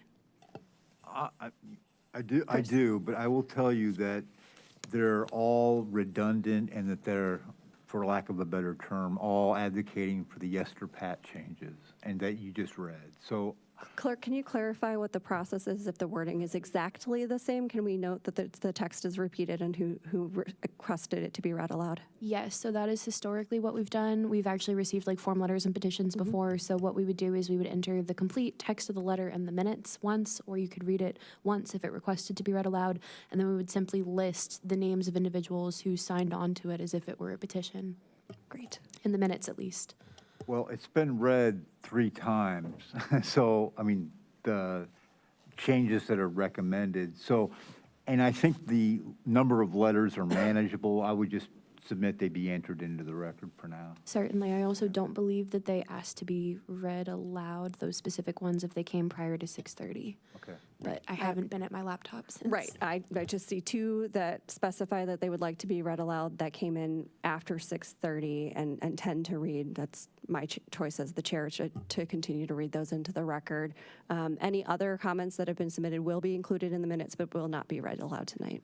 Grace, did you have additional ones that you wanted to read? I think just those 2 that came in, but if you've got them, Yep, or if you want help. I would love help if you don't mind. Sure. Which one am I on? I'll take one from, I'll take one from David Young. Is that right? Okay. Please read my remarks into the record. I'm writing to urge you to pass the Police Surveillance Oversight Ordinance. Back in 2021, the police department asked for a budget to pay for flock safety automatic license plate readers, ALPRs. Since then, citizens have brought up concerns about flocks collecting excessive data about law-abiding motorists and inadequately protecting its data. Citizens have forwarded news stories about Flock improperly trying to influence a California mayor, bringing a frivolous lawsuit against a critic, illegally deploying its devices in Texas, Illinois, and other states, and allegedly threatening public servants. City Council still has not approved Flock ALPRs. Considering the continual emergence of new bad news about Flock, I believe that the city has avoided embarrassment and lawsuits by not using Flock. expenditures on surveillance technology deserve this level of scrutiny. Please pass the oversight ordinance. David Young. Thank you. And then the other one says, please read into the public record. Dear Urbana City Council members and Mayor Williams, my name is Anna Hugh and I live in Ward 2. I'm emailing in support of Imagine Urbana again. The last time I was at council, there was a lot of talk about homelessness and racial inequality, and I want to address how the comprehensive plan can be part of addressing those issues. I'll start with homelessness. It is important for everyone in this room to understand that homelessness is a housing problem. We often talk about the homelessness crisis and the housing crisis as if they're two separate issues, but they're not.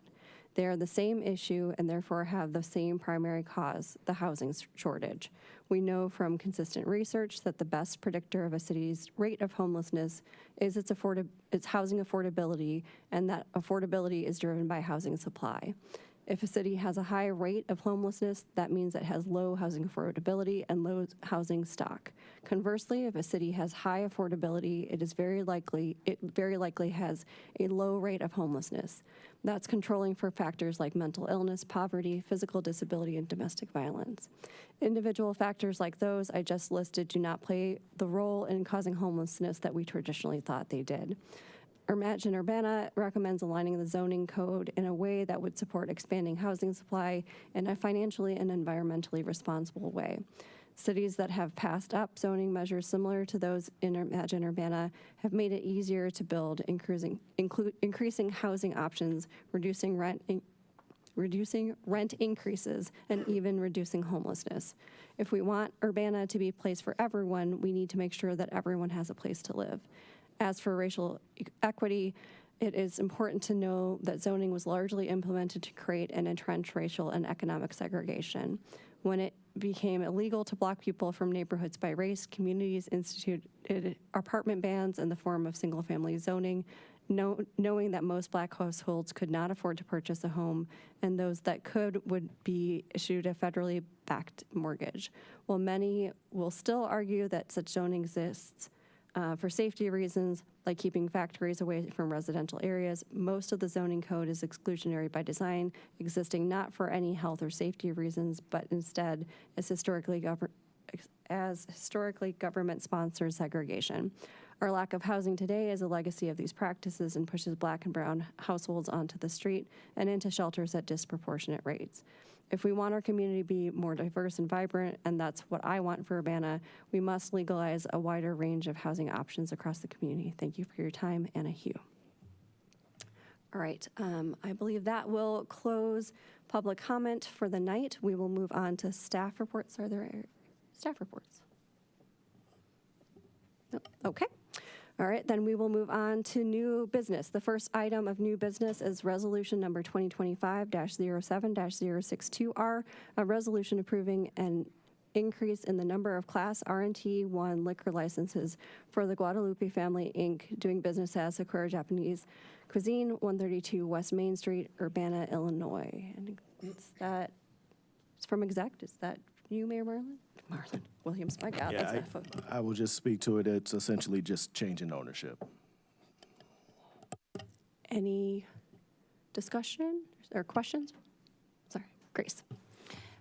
Thank you. I was trying to remember where we left off with this.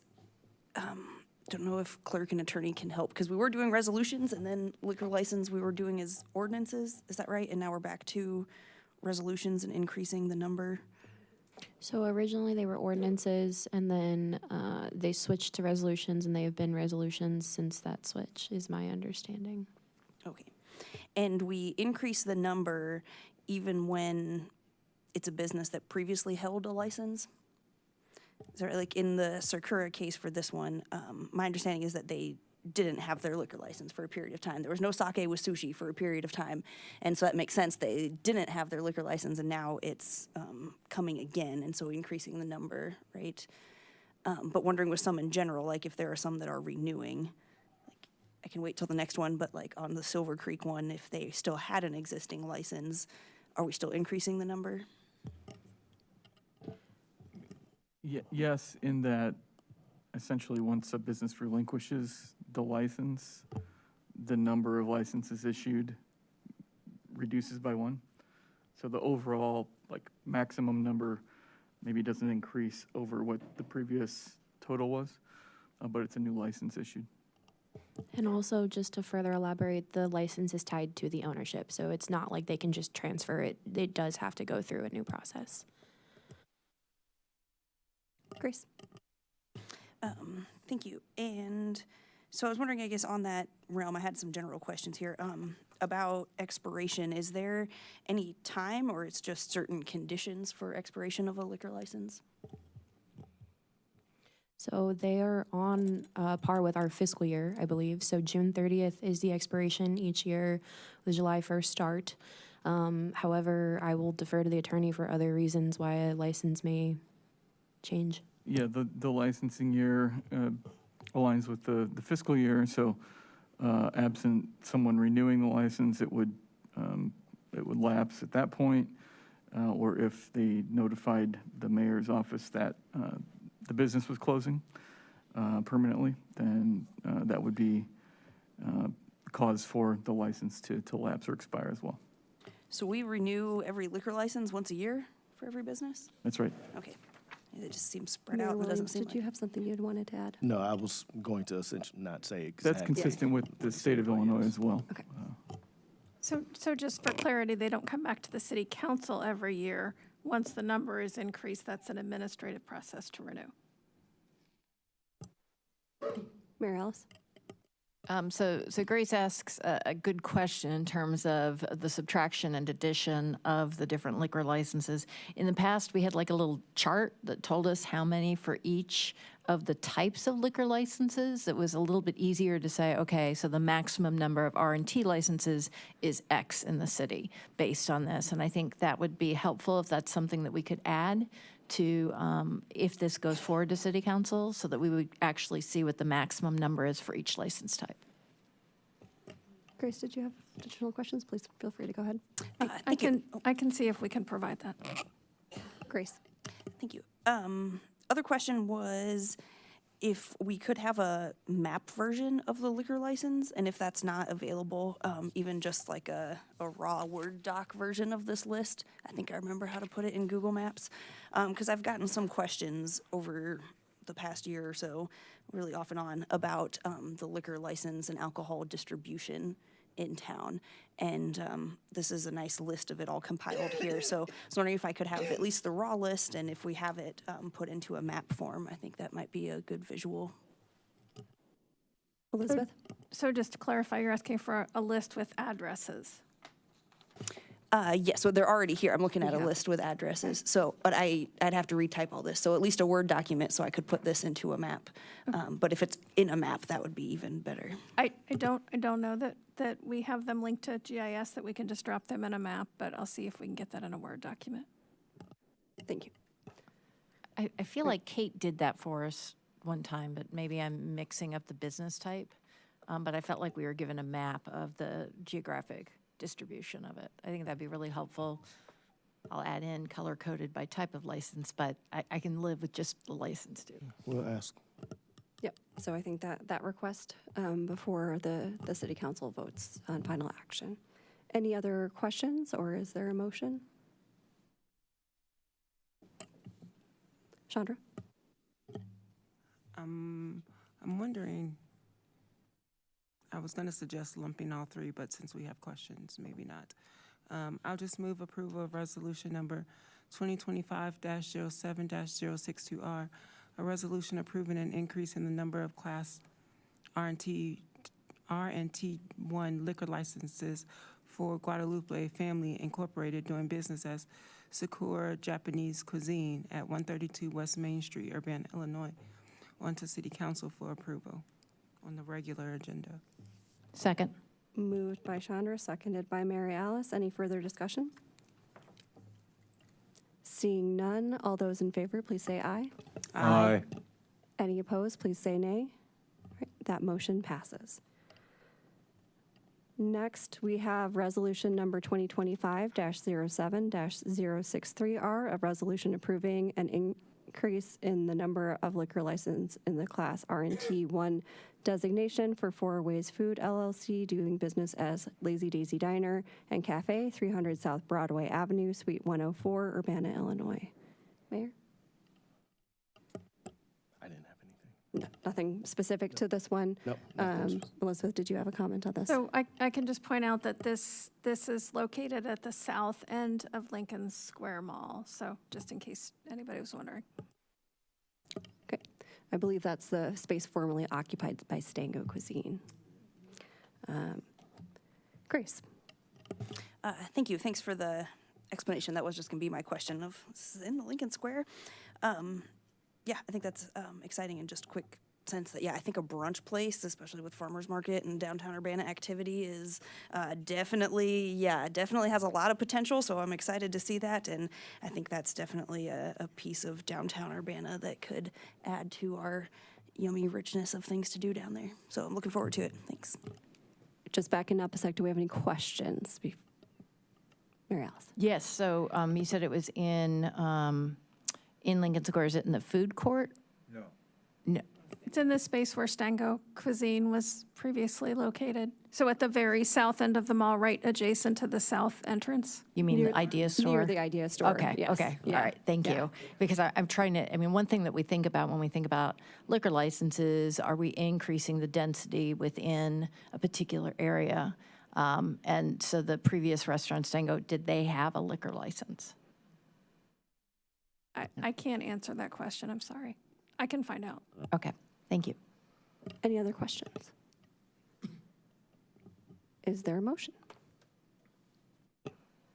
I'll make a motion. Mary Alice? I will move resolution number 2025-07063R, a resolution approving an increase in the number of liquor licenses in Class R and T1 designation for Four Way Foods LLC, doing business as Lazy Daisy Diner and Cafe at 300 South Broadway Avenue, Suite 140, to City Council with a recommendation for approval. Is there a second? Second. Moved by Mary Alice, seconded by Chandra. Any further discussion? Definitely heard some excitement about the idea of a brunch spot, including the ability to have mimosas, I think probably is what people are getting at with this. All right, with that being said, all those in favor, please say aye. Aye. Any opposed, please say nay. All right, that motion passes.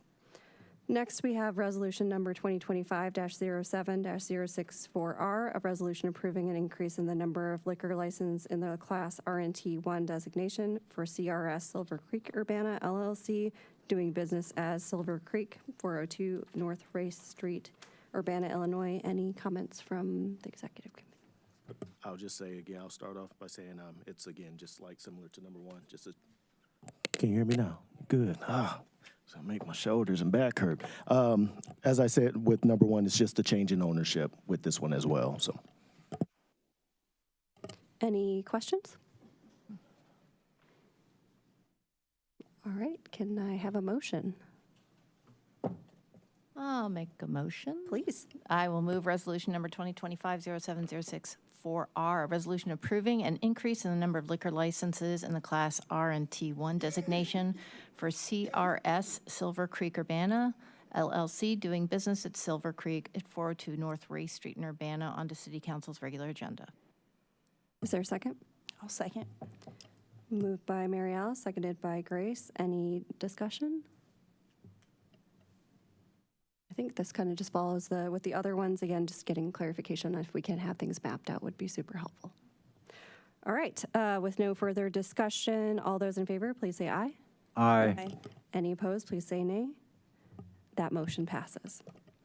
We'll now move on to old business. The first item is ordinance number 2025-04-013, an ordinance approving a comprehensive plan, Imagine Urbana, plan case number 2502 CP25. Looks like we have a couple folks joining us.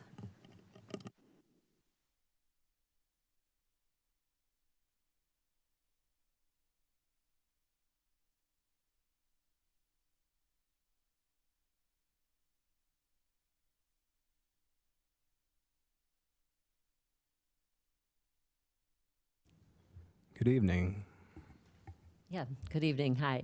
It's been a while since we've been in front of you, and so appreciate this opportunity. I'm Andrea Rudy, Senior Advisor for for Integrated Strategy Development, and my colleague. I'm Kevin Garcia, Principal Planner. Great. And Zoning Administrator. And Zoning Administrator. So tonight, just got a few brief slides to go over with you. We're going to go over the timeline of where we're at, action items that have taken place since the last time we were before you, which was May 5th of 2025. Talk about the open house that we had on the 28th, and then Kevin's going to go through all of the changes that were provided in the packet that you have. So those are all the changes in one place. So the timeline, just as you recall, we're approaching, or first of all, I should say, we're approaching the one-year anniversary of when the plan was released to the public. And so if you remember, in August of 2024, the first draft was released, and we had 6 different neighborhood groups that we met with after that, held in different locations in coordination with the council members.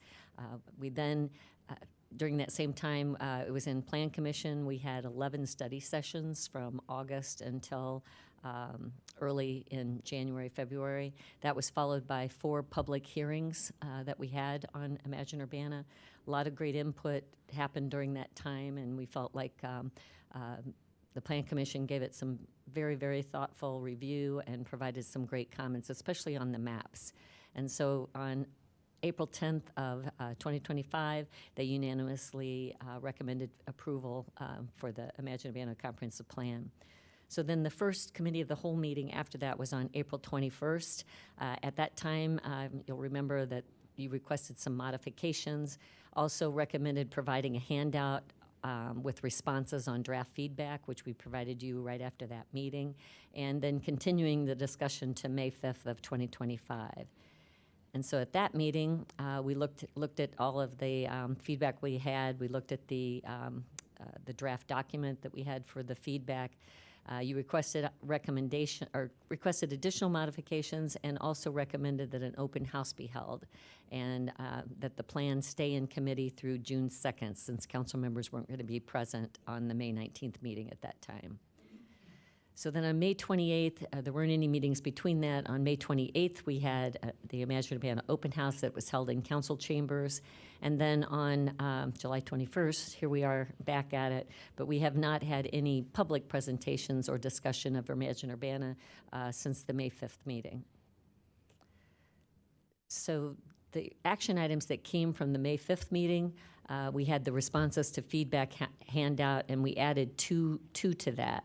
One was, will people still have input on the types of development that happens in the city and in their neighborhood once Imagine Urbana is adopted? I won't read all this, but yes, of course, the zoning order requires public input in order for any of those changes to be made, and that the city council must improve any zoning orders changes.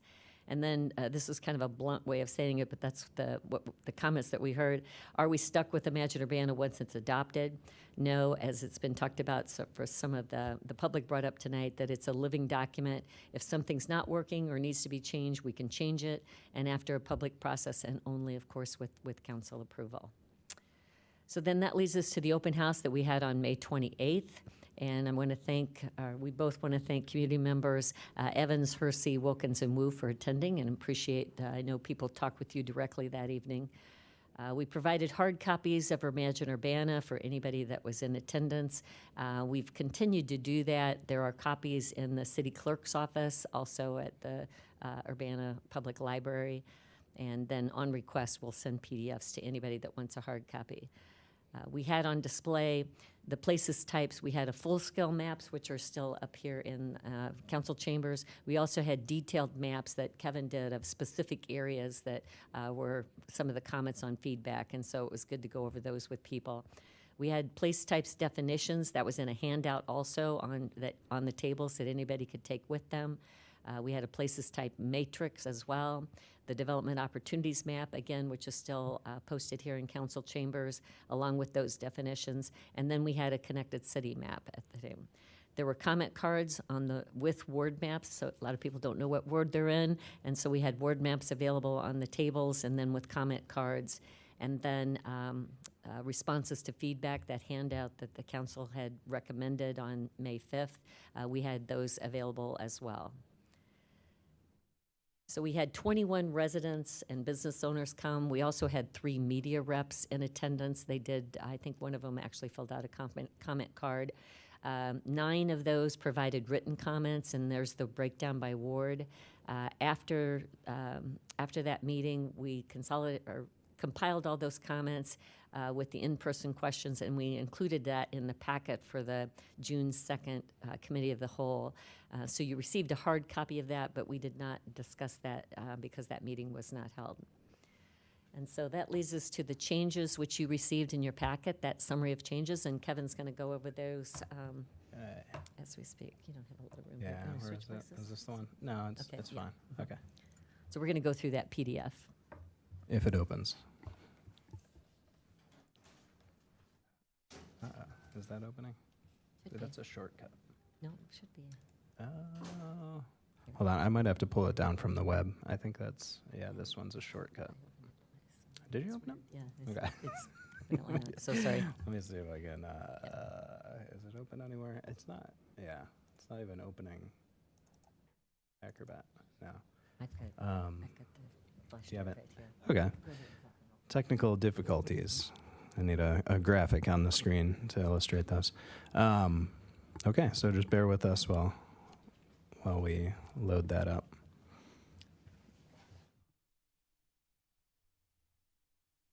Just while they're doing that, to reiterate for folks who are joining us, City Council received a document that includes all of the changes that are being proposed. City staff, Andrea and Kevin, are working on pulling up an electronic version for people who are in the audience here or joining us at home to be able to see. But we've got a link that's not working on the desktop right now, so it'll just take us a moment or two to get that pulled up. And they were in the packet as well, so the Yes, public I did would say have. that. Thank you, Andrea. Here we go. Okay. Yeah. Yeah, that's weird. Okay. All right. Let me get to the full screen because that's my favorite. Is it F11? Oh, what is it?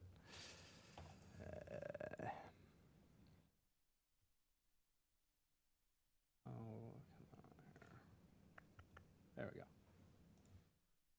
Full screen. Okay. That's not even good. I need to zoom in. All right. Here we go.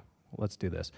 So this is how you see it. We figured it was easier to show it this way rather than share what was in the supplemental memo that we sent out to y'all. So this is how you'll see it if you go to the website. So it can be kind of hard to see. It's sort of dark blue strike throughs, and sometimes it underlines, sometimes it just kind of highlights it. So some just important thing we did, we made the message from the mayors, since we had a changeover in mayors during this process. So we just made some minor changes. So we said, we are excited. From the outset, the city was committed to taking a holistic and inclusive approach. We added the 2 mayors and their respective mayoral terms. So pretty basic edit there. Also, we did this important thing. We added Mayor Williams to the acknowledgements page because he was not on there previously.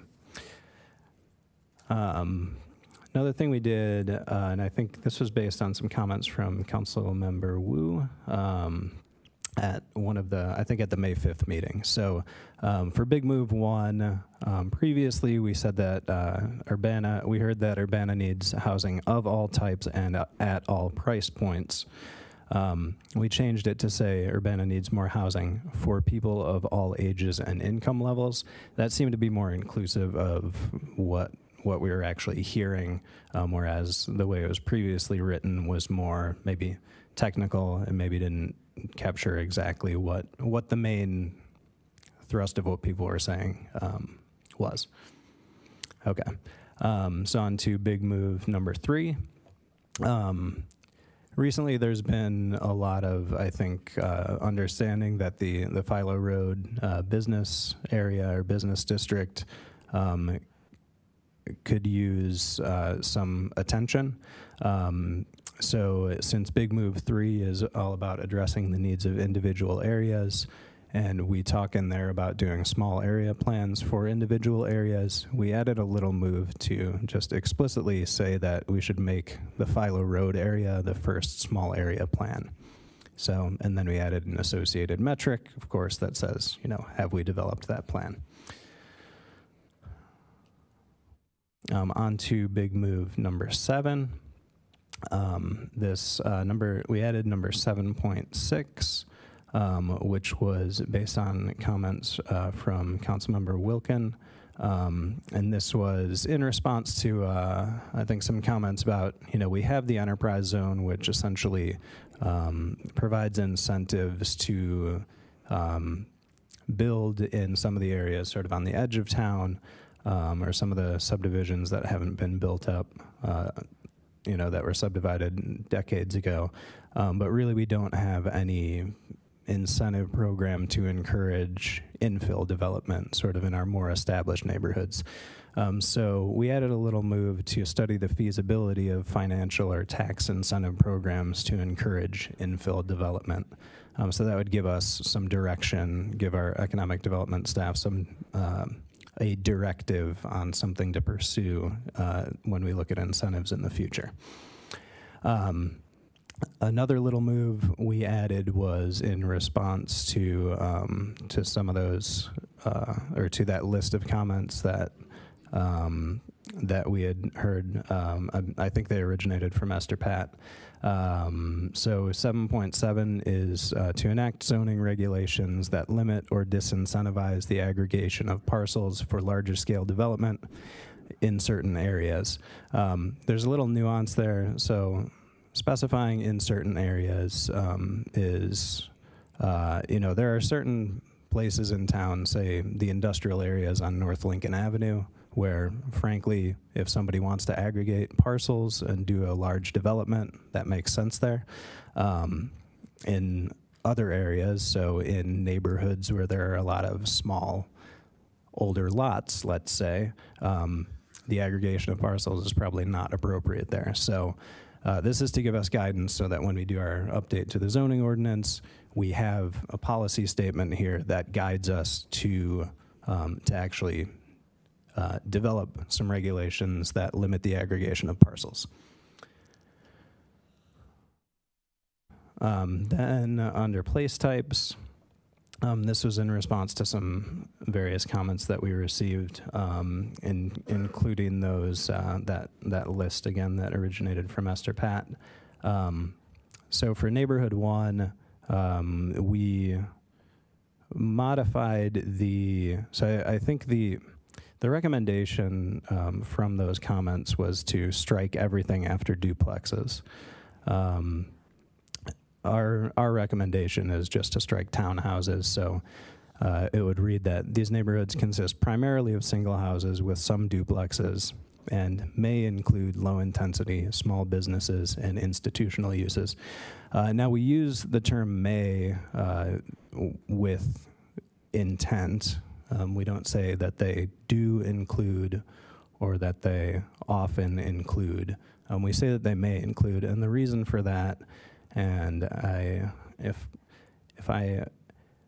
I'll pull up the place types map here in a second, but there's a huge swath of Urbana that's covered by the neighborhood 1 place type.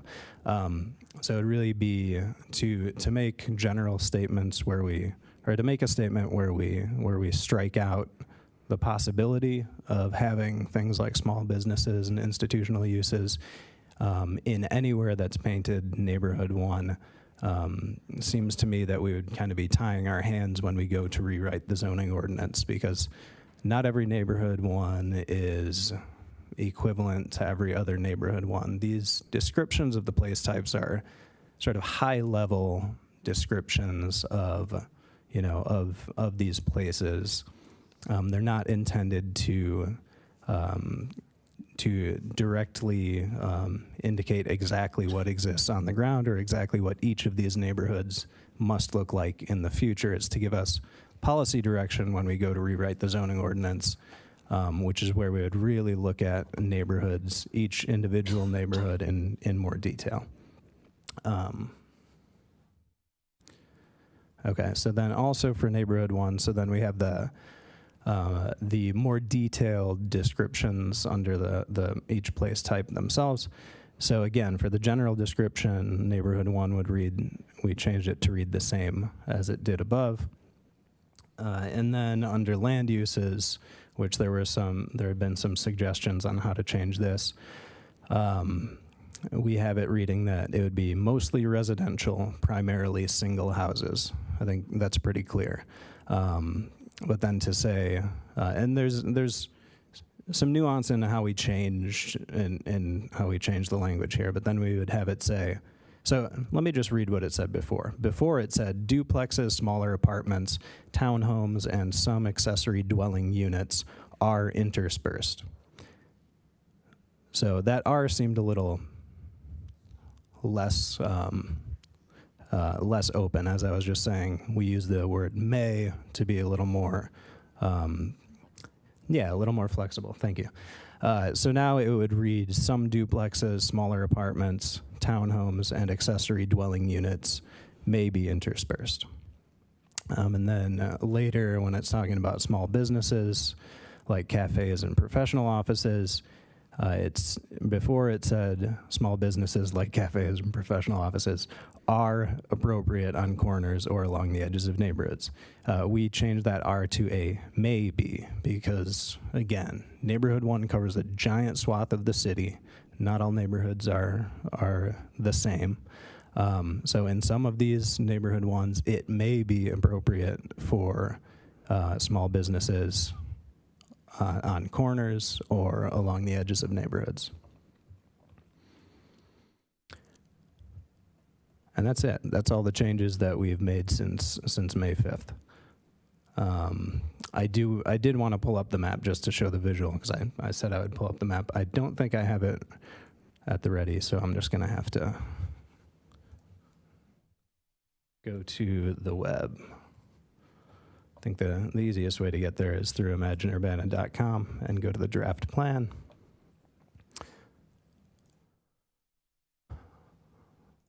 Helpful tutorial and reminder where to find it too. Yeah, sorry, I'm clicking through fast. I know you can do YouTube at like 2x speed. I don't know if you can do it at like half speed. Composite. But Composite. the internet being slow there helped me out. Okay. All right, so this will slowly load up. If you're here in the audience, this is the map that's over on the wall there as well. So again, these are the place types map, and I do want to restate something that I've stated many times, is that this place types map was based on the future land use map that is in our current comprehensive plan. We didn't make that many changes other than we did consolidate the number of future land uses into place types. Okay, so every area that's the light yellow here, if I zoom in, it might zoom in too much. That's not too much. Okay. All right, so that's the south of Urbana. So any area that's yellow is N1. So there's a lot of Urbana that is N1. Oh, it doesn't give me all of Urbana, but so you've got many, many different areas in Urbana that's N1. So when we're describing it, we want to be clear, but we don't want to be, so tightly, so restrictive in what we say that it, that it restricts us. Because these neighborhoods, they are a lot of them are very different. They were developed at different times. So we tried to come up with statements that, again, give sort of a high-level description of these places. I think that's all we have. So I think that wraps up our presentation. We'll take some questions if you have them. Any questions? Grace. Thank you. I gotta remember what they are now in my notes here. Okay, thought. I have maybe not formulated a question, but there probably is one in there. What I recall when we were working on this comp plan throughout the earlier years of it was that there was kind of an intention to stay away from neighborhood-specific planning in the idea of the comprehensive plan. Is that right? That's correct. Okay. And so I don't know if you could explain a little more with the Philo Road being the area. I mean, I hear that makes sense to say that this just will be where we start, but we haven't actually done the plan in it here. Is that the way we've thought of incorporating that? Yeah, that's correct. And I mean, the intent is that, well, we have to start, we say we're going to do small area plans. We have to start somewhere. That seems to be the one that makes the most sense to us. So it just seemed to make sense to be explicit about that in the plan. And when we do future small area plans, I don't think we'd necessarily have to amend this plan and say the next one's going to be, this other area or whatever. But I think we just wanted to be clear so that didn't get lost somewhere. We wanted to make sure Philo Road is on everybody's mind right now and making sure that it had a place in the plan of significance. Yeah, I appreciate the insight, which I think makes sense, but I was just trying to balance with the other idea that we had from the 2005 plan. It seemed like, from what I recall, there were like a neighborhood or two that was kind of more heavily influenced or planned in details than others, and we were trying to avoid that and kind of go more broad. So I appreciate explaining kind of where those two thoughts come in together. We appreciate you bringing that up because that's exactly the background. Mary Alice?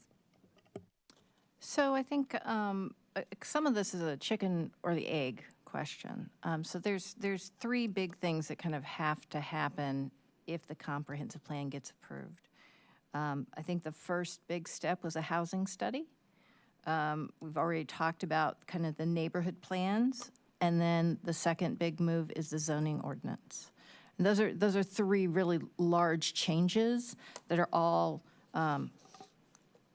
derived from the comprehensive plan. So my question to you is, what is the timeline that you foresee for those three things, and what are the orders that you see those three items taking place? So the housing study, the neighborhood plans, and the zoning rewrite.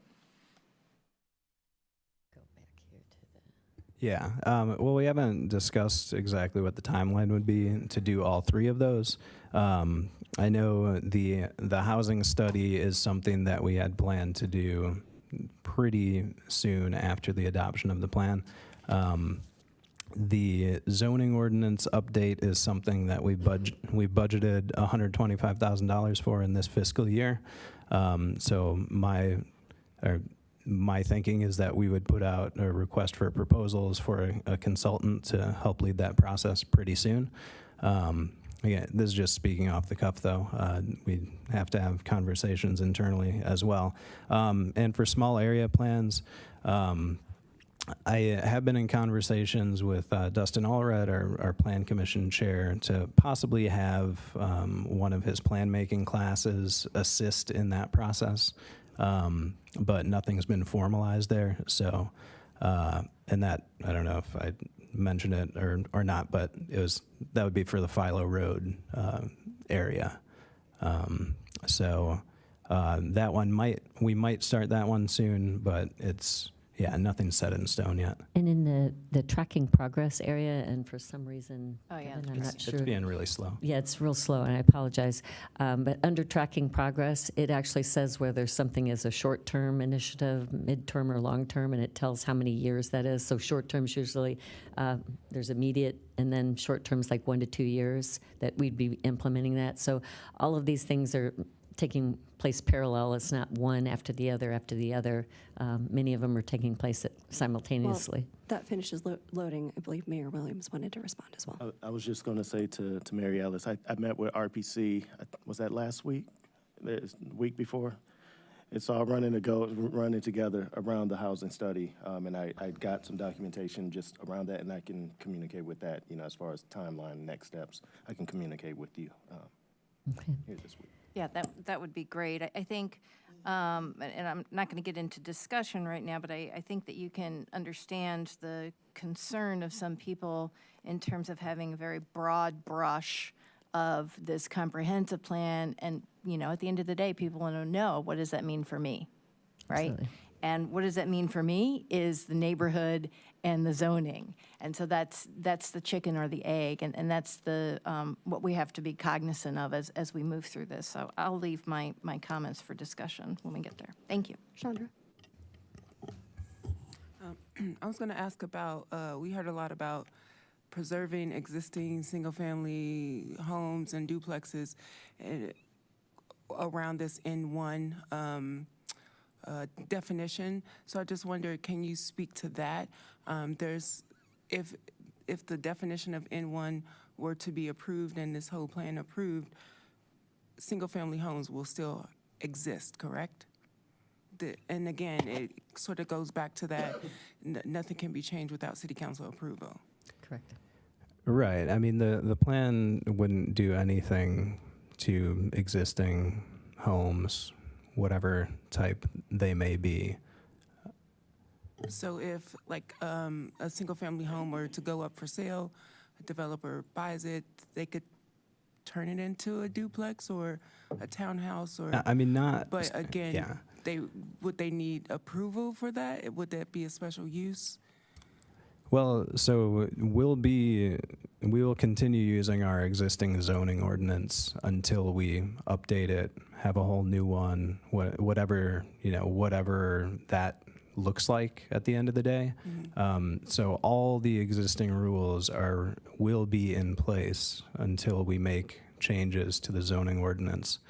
And any changes to the zoning ordinance, even the most minor changes, require plan commission, public hearings at the plan commission. They require city council approval.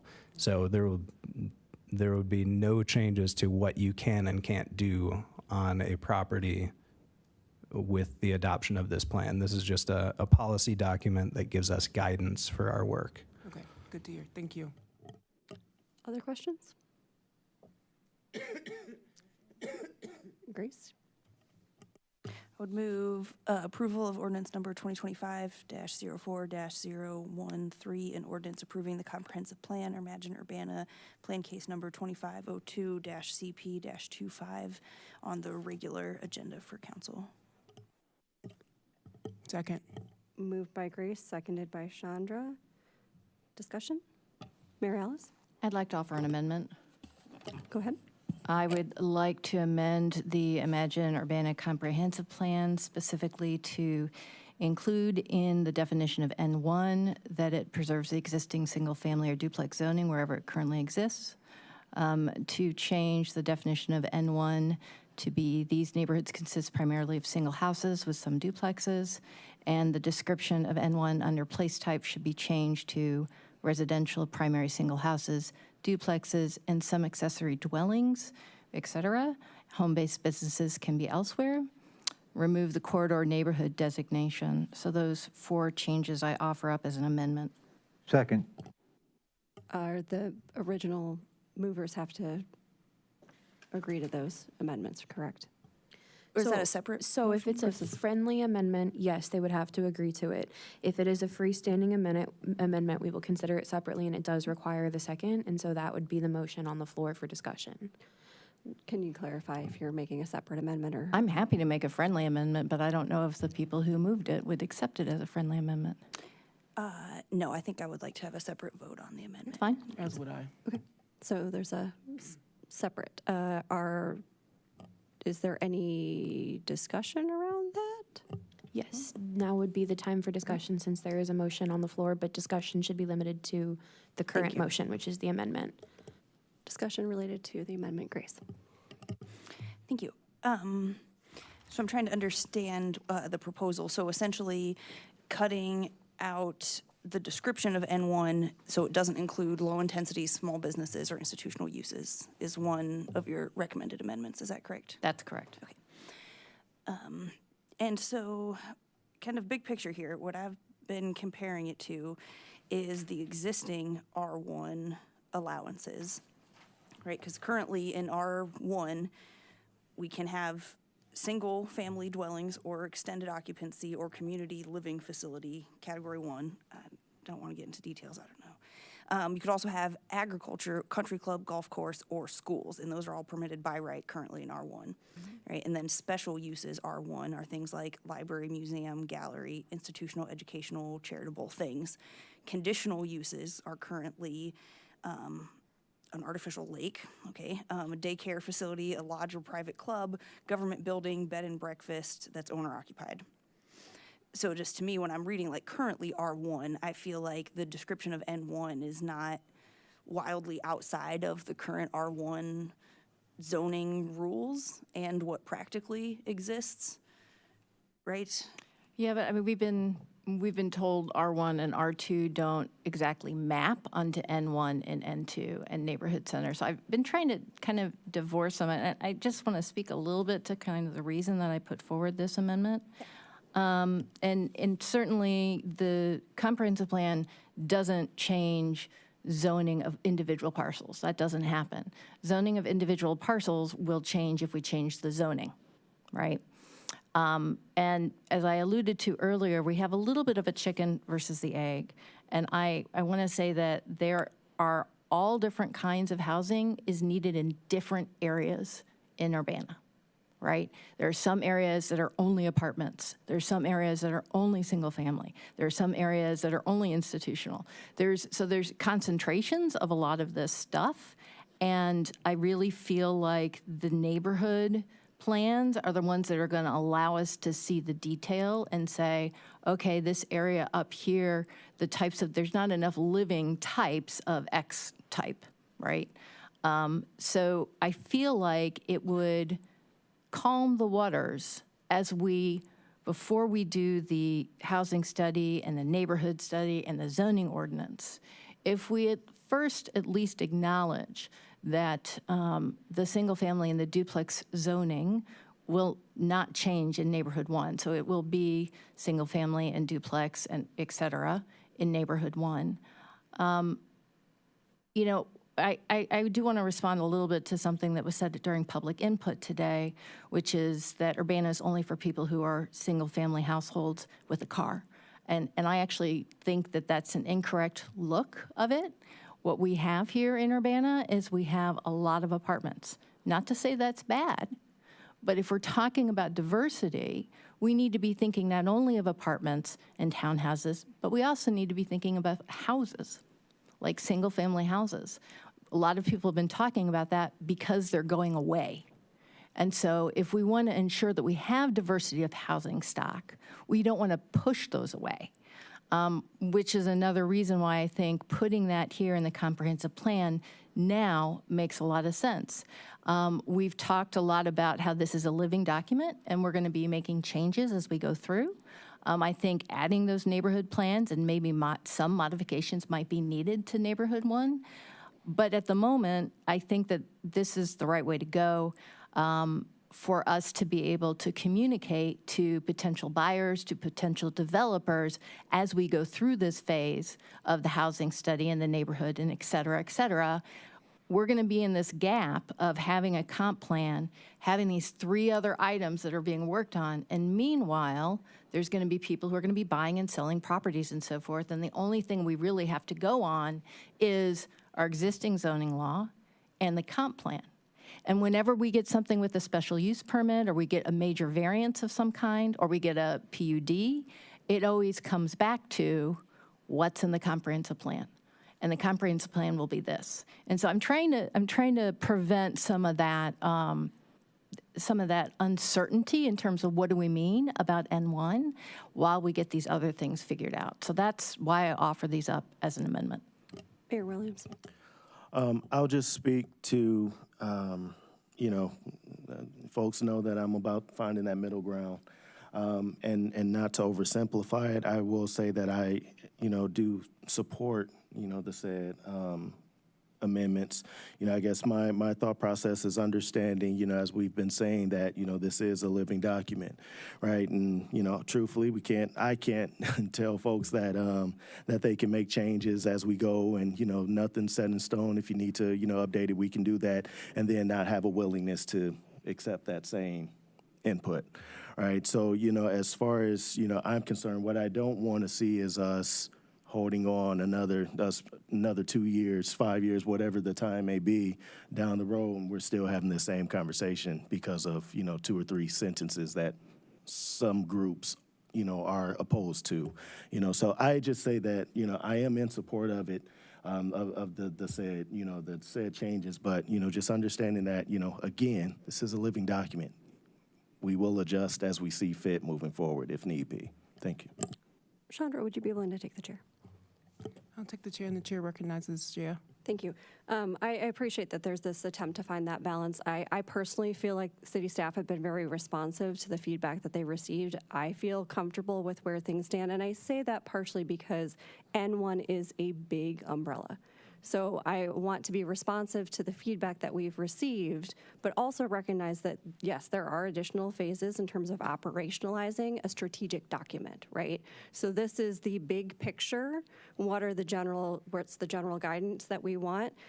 I have a lot of concerns about saying, if we've only got duplexes and single families in this neighborhood, that's how it's going to be going forward. I don't believe that that's appropriate for all N1 districts. So while I appreciate that feedback, I'm having a little bit of a hard time keeping track of all of the pieces that were recommended in this amendment. But as it is, I'm concerned that we are restricting the N1 possibilities based on one N1 district preference, which I think is valid, right? I think that there's a lot of reasons for why we're hearing those concerns, but I think there are also a lot of N1 districts that would benefit from some of the flexibility that could come as we look at zoning, as we look at the community plans. And if we negate that opportunity now, I think it could be detrimental to the community as a whole.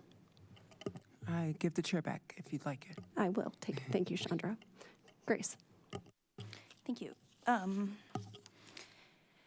Yeah, I agree with some of those ideas of keeping it broad with the N1 here. Also, the point being that I was trying to make with reading the R1 is that there is currently no zone or area in the city that is only single-family houses and duplexes.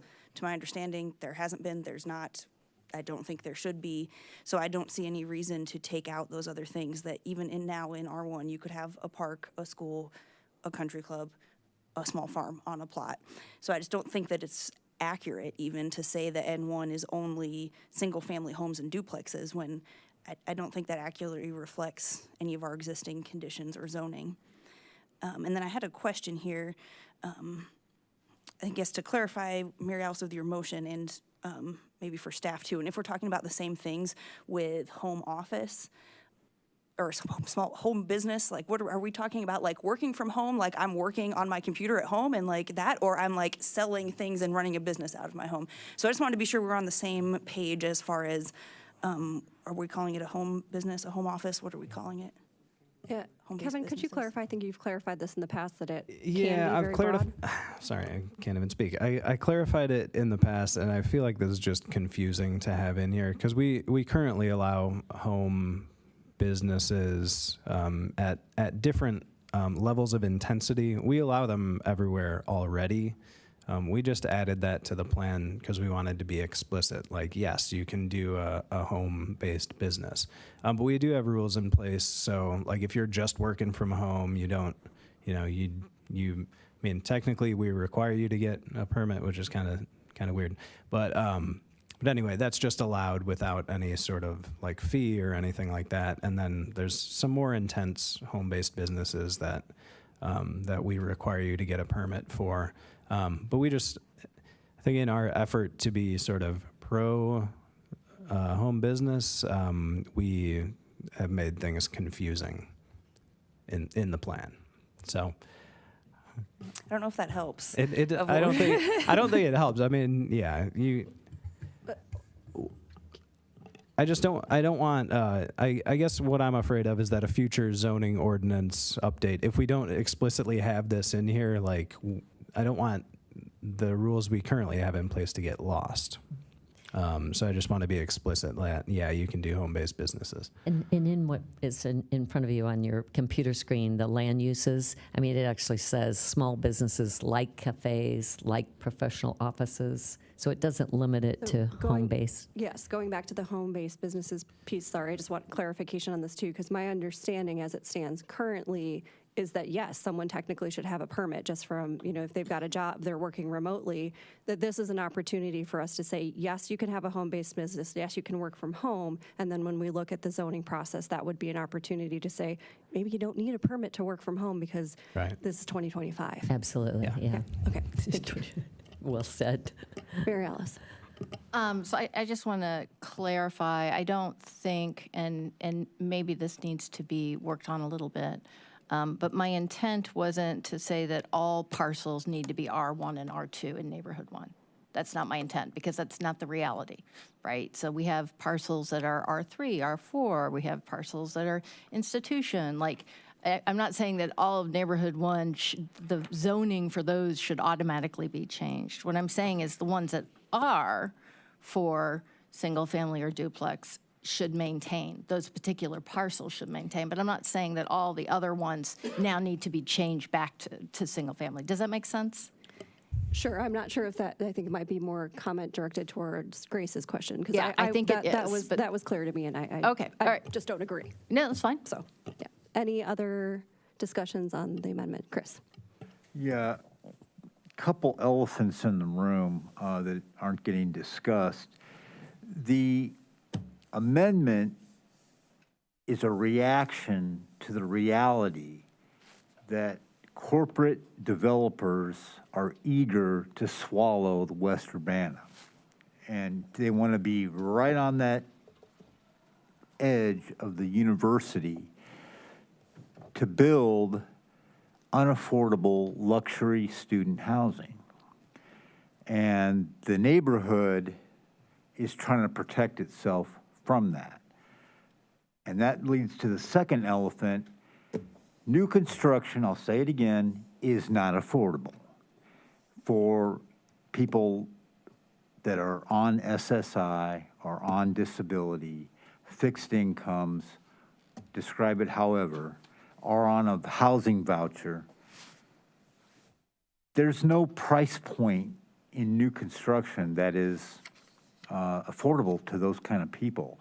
And all this talk of, and I'm sorry, and this is gonna make everybody angry, but single-family homes in West Urbana are affordable to recently graduated married couples, yes, and that should be protected and available. But honestly, there's not much in West Urbana that is affordable for poor people. I'm sorry, it just isn't there. So those are a couple elephants that I want to flag. And the amendment that we've just proposed is trying to protect, in the beginning here, and with all due respect to Alderman Colasetti's very accurate assessment that there does need to be flexibility in the rest of Urbana. But what's happening here is a protection of a single area that is aggressively sought after by developers that don't live here, developers that are big and are looking for profit, not, what the noble goals that we might have, which is housing for everybody and all these flowery things and density and walking and biking. They don't care about that. They want to make some money.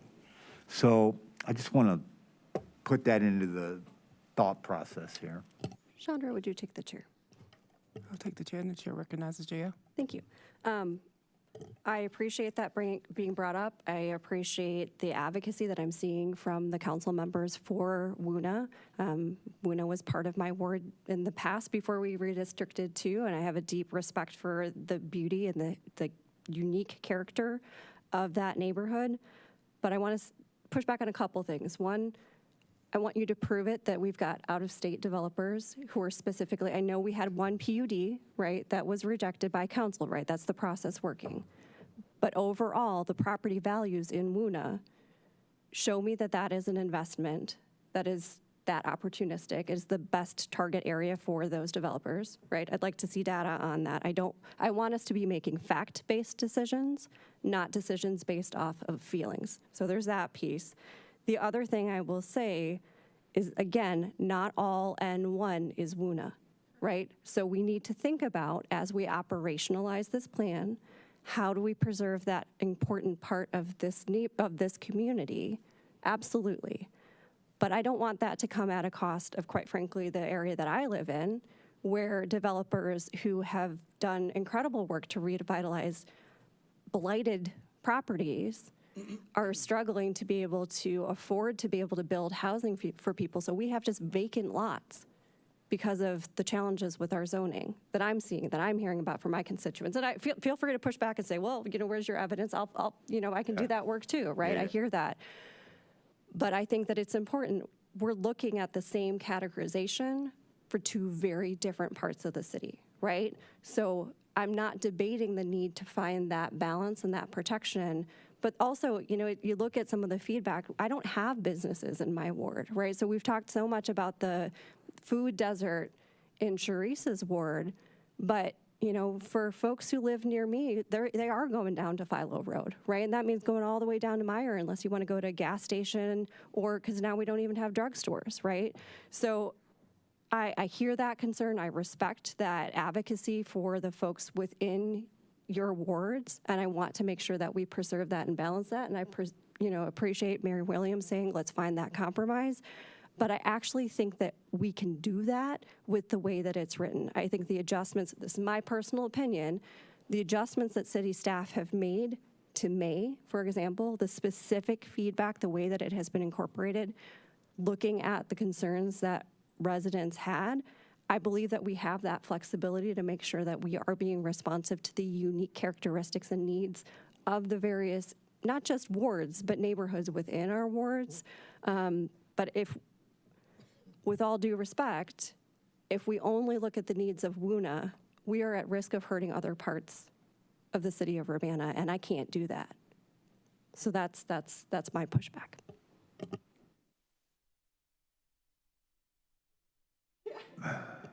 Okay, I'll give you the chair back. I will take the chair, thank you. Chris? Yeah, we'll just, little, yeah, a little more pushback. One of the other things that we wanted to do was have that housing study. When you ask for data, and I think you agree with that needs to be done. When does it need to be done is the question. And to address one thing that Mary Alice kind of in passing said, Kevin, is that the fear is the comprehensive plan becomes the rule before we've ever had any zoning changes. And we keep worrying about and we saw it in language earlier in this, and I think you've changed it, but it was, we're gonna change our zoning laws according to this plan. And so the plan feels like it's running the show, and I think you know it to be the reverse of that. It's always zoning is the final outcome. But we're worried that the plan is gonna drive everything. I mean, I don't know what the question is. Was that a question? Okay. Mayor Alice? So I have a couple of thoughts. The first one is, and just because you wanted data, I was curious, how many apartments are available for rent in Urbana today? So I logged in, and there's 279 apartments available for rent.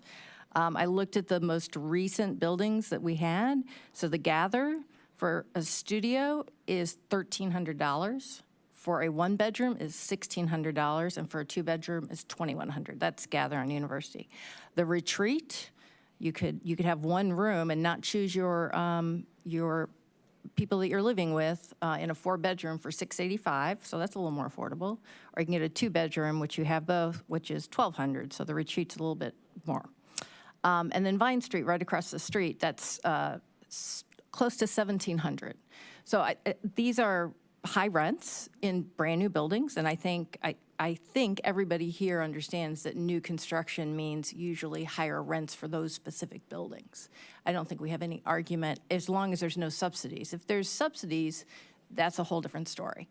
right? But if we're just relying on companies to come in and build, they're going to build nice places, and those nice places are not going to be affordable to people who are living on a fixed income. But to your point, and I don't have exact numbers to tell you, I can say that there was the PUD that did fail on Oregon, on Lincoln. That was an aggregation of, I think, 7 properties, if I remember correctly. In that same location before that, there was another developer who wanted to come in and build something that kind of was like a dorm, which was kind of crazy.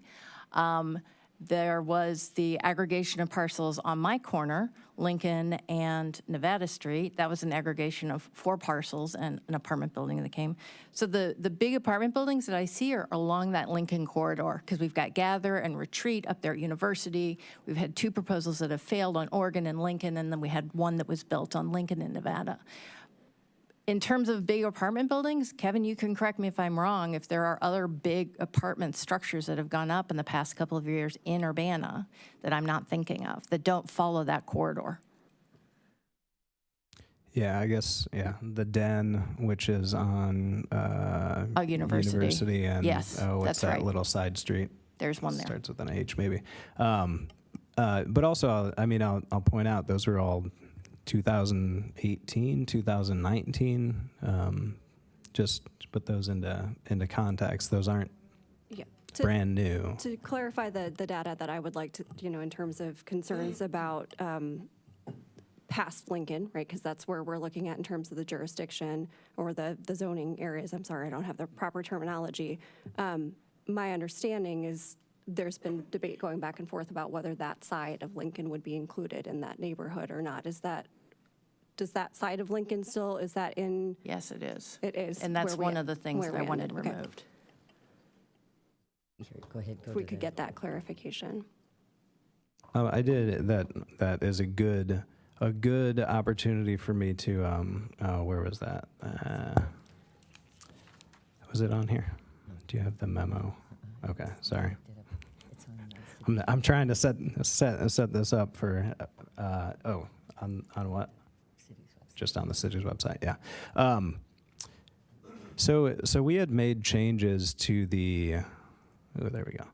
Oh no, that's not it. We had made changes to the area along Lincoln Avenue previously. I think right after the May 5th meeting, we went and we made changes, which we presented at the open house. So we tightened up what was called corridor neighborhood to only include parcels that were along Lincoln Avenue. So on the east side of Lincoln, but along Lincoln Avenue.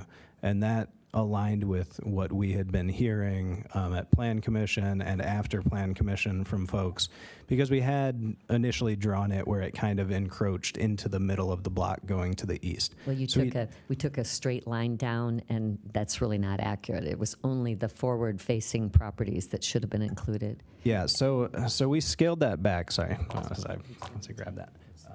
I was just going to go here. And I think there may have been some confusion based on the colors that we used in the previous maps, because one of the Councilmember Wu, correct me if I'm wrong, but one of the proposals was page 17. One of the proposals was to have the corridor neighborhood only go down to Green, or be along Green Street and not along Lincoln Avenue. So it was not along Green Street, and I made these colors more understandable. Because we think people were confusing N2 with N1. So I think people were confusing the N2 with the corridor neighborhood, because they used to be pretty similar in color. So I totally understand how there may have been some misreading of the map. But that essentially the N2 goes down to Oregon Street, which reflects the boundaries of the current comprehensive plan. The 2005 plan had some like multifamily residential. This lines up with that directly.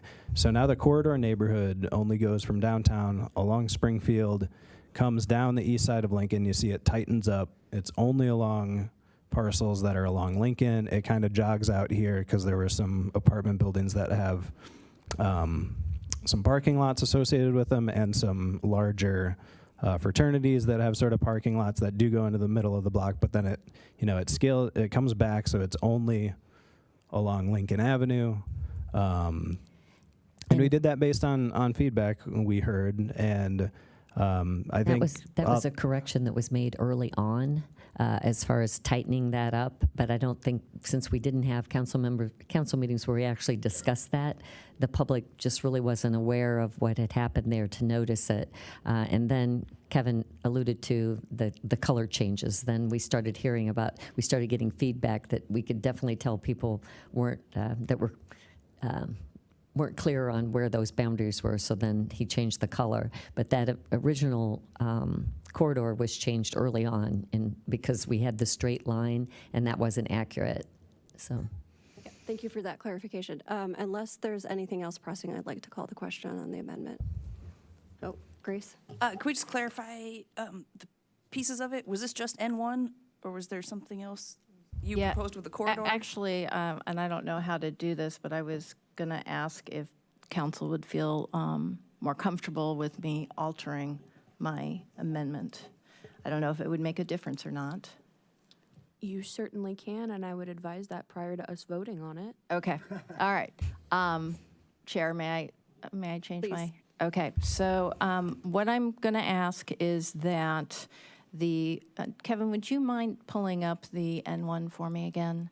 The place types. Let me see if I place type. Place types. Red one. I can zoom in a bit too.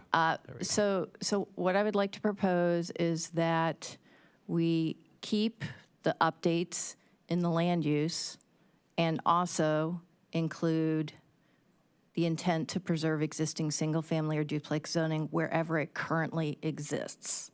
So we're keeping all these different land types, but also at the same time letting people know who are designated that at that point that would stay. So that's my amendment to the amendment. I'll second that.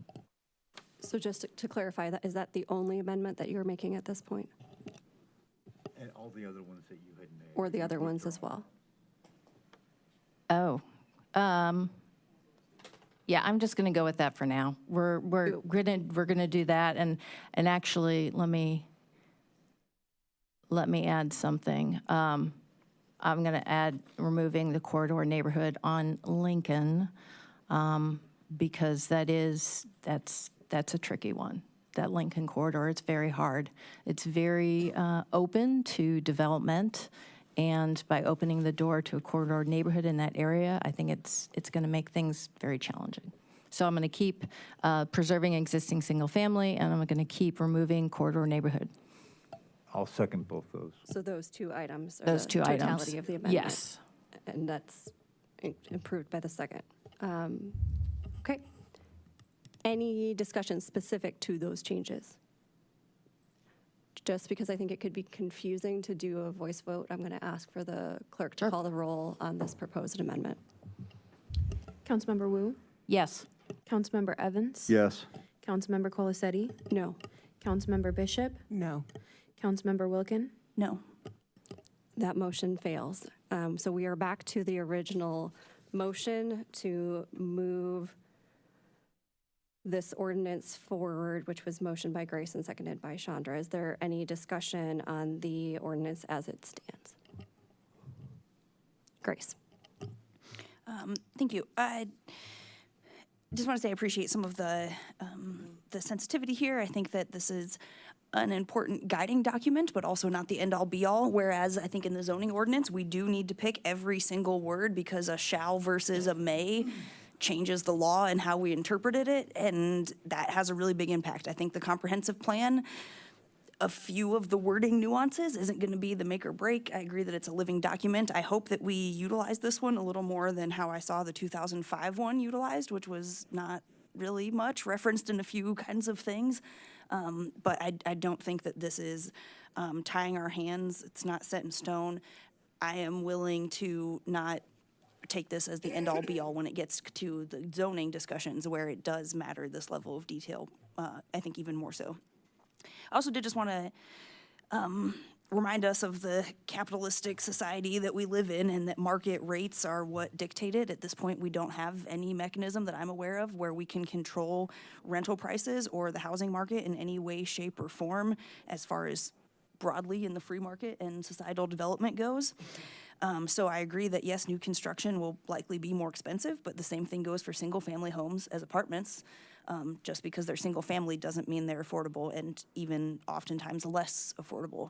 So I just don't know about that argument that for some reason single-family homes would be more affordable, because they're still expensive when newly constructed, or just in general. And I think it's important to, keep in mind the history of exclusionary zoning and the racist, classist divisions of housing and societal development that are still impactful today. And I just don't think it accurately reflects that there is nowhere in town where that is only single-family homes and duplexes that's allowed. This doesn't exist. So I think that we need to have balanced, intentional development. I agree. I don't think that we need to turn into North Champaign and have a big industrial shopping center as the entirety of our town. But I also think that we need to develop in our own way and not miss out on some of these developments so that we can continue things. So I think that it's a balance of intentional development in our own Urbana kind of way. I think that's all for now. Thank you. Chris. Yeah, I just want to say that I agree with much of what Alderman Colasetti and Wilkin have said tonight. I think we're all moving, in the same direction here, trying to get to the same place. And I'm just trying to represent the folks in my area. I think you all understand that. But I do like this conversation. I've enjoyed this debate very much. Great job, Kevin. Great job, Andrea. And we're, this is a great process that we're really struggling with this document, and we're trying to do this right. And, I just want to encourage us to keep it going and keep it civil. And I think we can, and I think we're all headed in the right direction, though. Any other discussion? Okay. All right, I do appreciate the time and attention everyone is spending on this. It is important, and also making sure we have a plan when we get to operationalizing it. Again, just for convenience to be able to make sure we track the votes appropriately, if the clerk will please call the roll. Councilmember Wu? No. Councilmember Evans? No. Councilmember Colasetti? Yes. Councilmember Bishop? Yes. Councilmember Wilkin? Yes. That motion passes. Next, we have resolution number 2025-07-058R, a resolution endorsing the Champaign-Urbana Urban Area Transportation Study, CUATS Lincoln Avenue Corridor Study.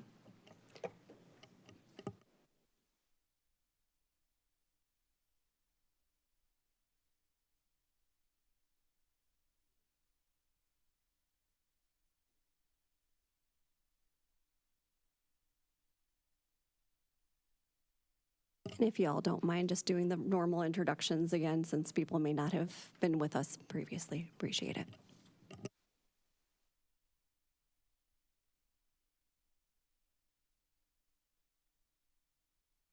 There we go. I'll go first. My name is J.D. McClanahan, and I'm a planner at Champaign County Regional Planning Commission. Good evening. I'm Carmen Franks, Assistant City Engineer with Public Works. I'm Kate Swinford, a Professional Traffic Operations Engineer with Lockmuller Group.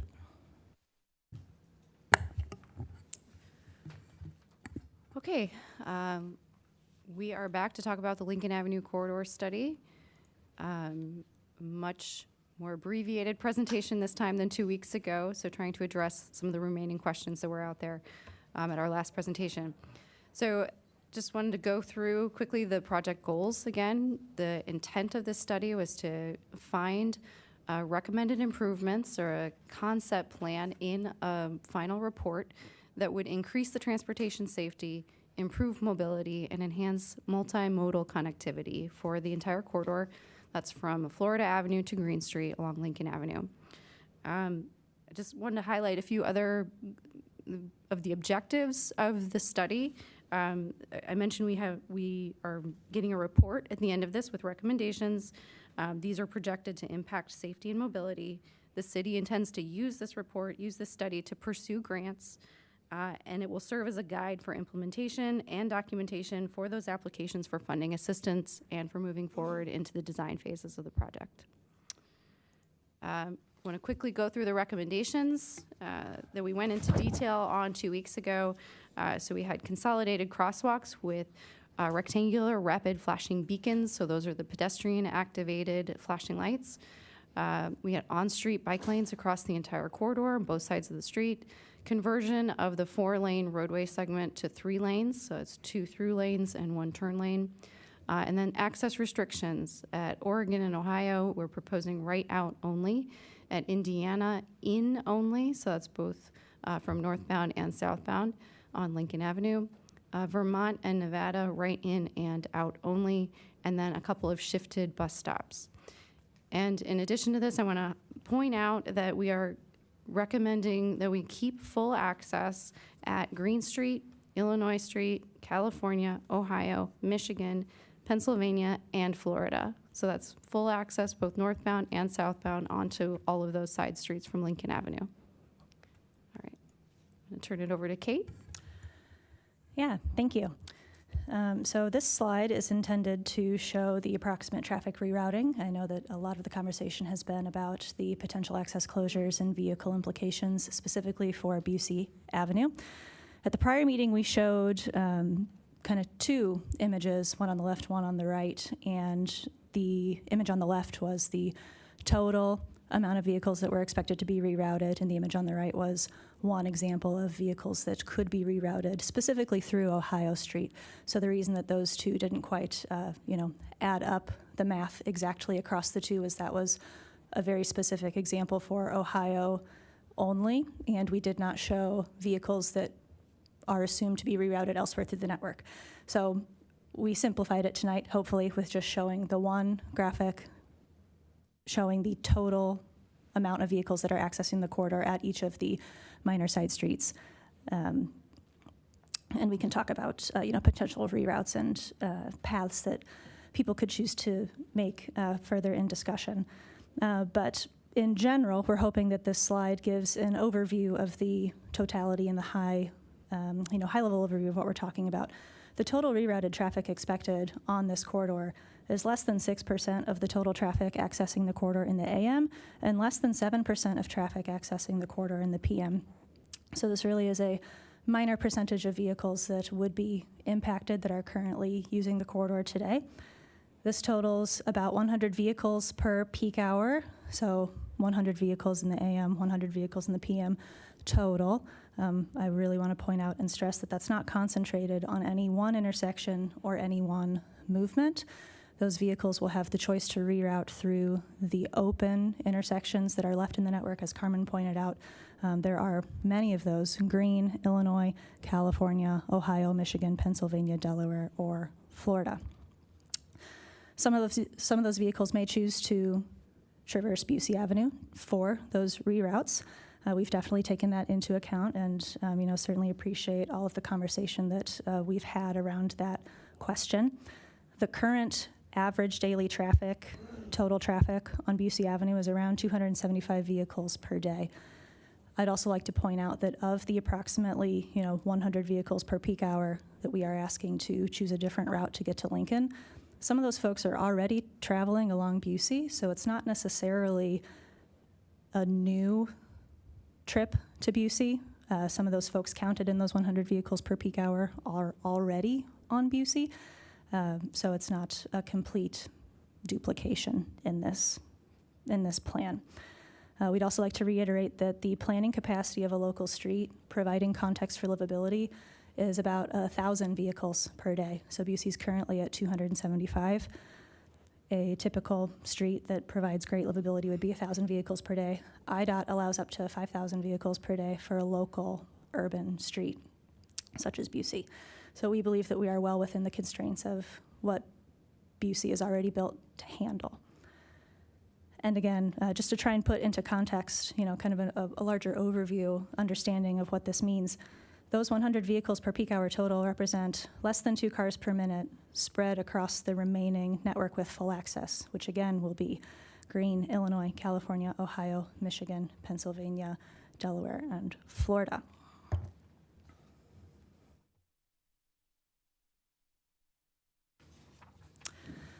Now yes. Just wanted to add one thing for context with that one, that the average daily traffic on Lincoln Avenue is between 10 and 13,000. So for comparison there, we were looking at a much, much smaller scale for Busey. A couple of the others, Pennsylvania, we're at over 1,000, so 1,600 on the east, 2,850 Carmen, to the could you west. pull your mic a little closer? Oh, sorry, when you look down, it's hard for us to hear. Just checking my numbers. Florida is looking at 10,000 to 12,000 as average daily traffic loading, and Greene, just for context, is over 2,000 to the east and 3,900 to the west. So just want to put that into perspective, the scale here of what Busey is compared to some of these other streets nearby. No problem. To provide additional reassurance that the Ohio Street intersection will still remain acceptably in the future, even with all of these potential reroutes, we've done a small snip of an analysis showing the existing traffic and the resulting measures of effectiveness, so level of service, delay, resulting queue length, and then volume to capacity ratio. Those are the top 2 white rows, the existing condition as it is today.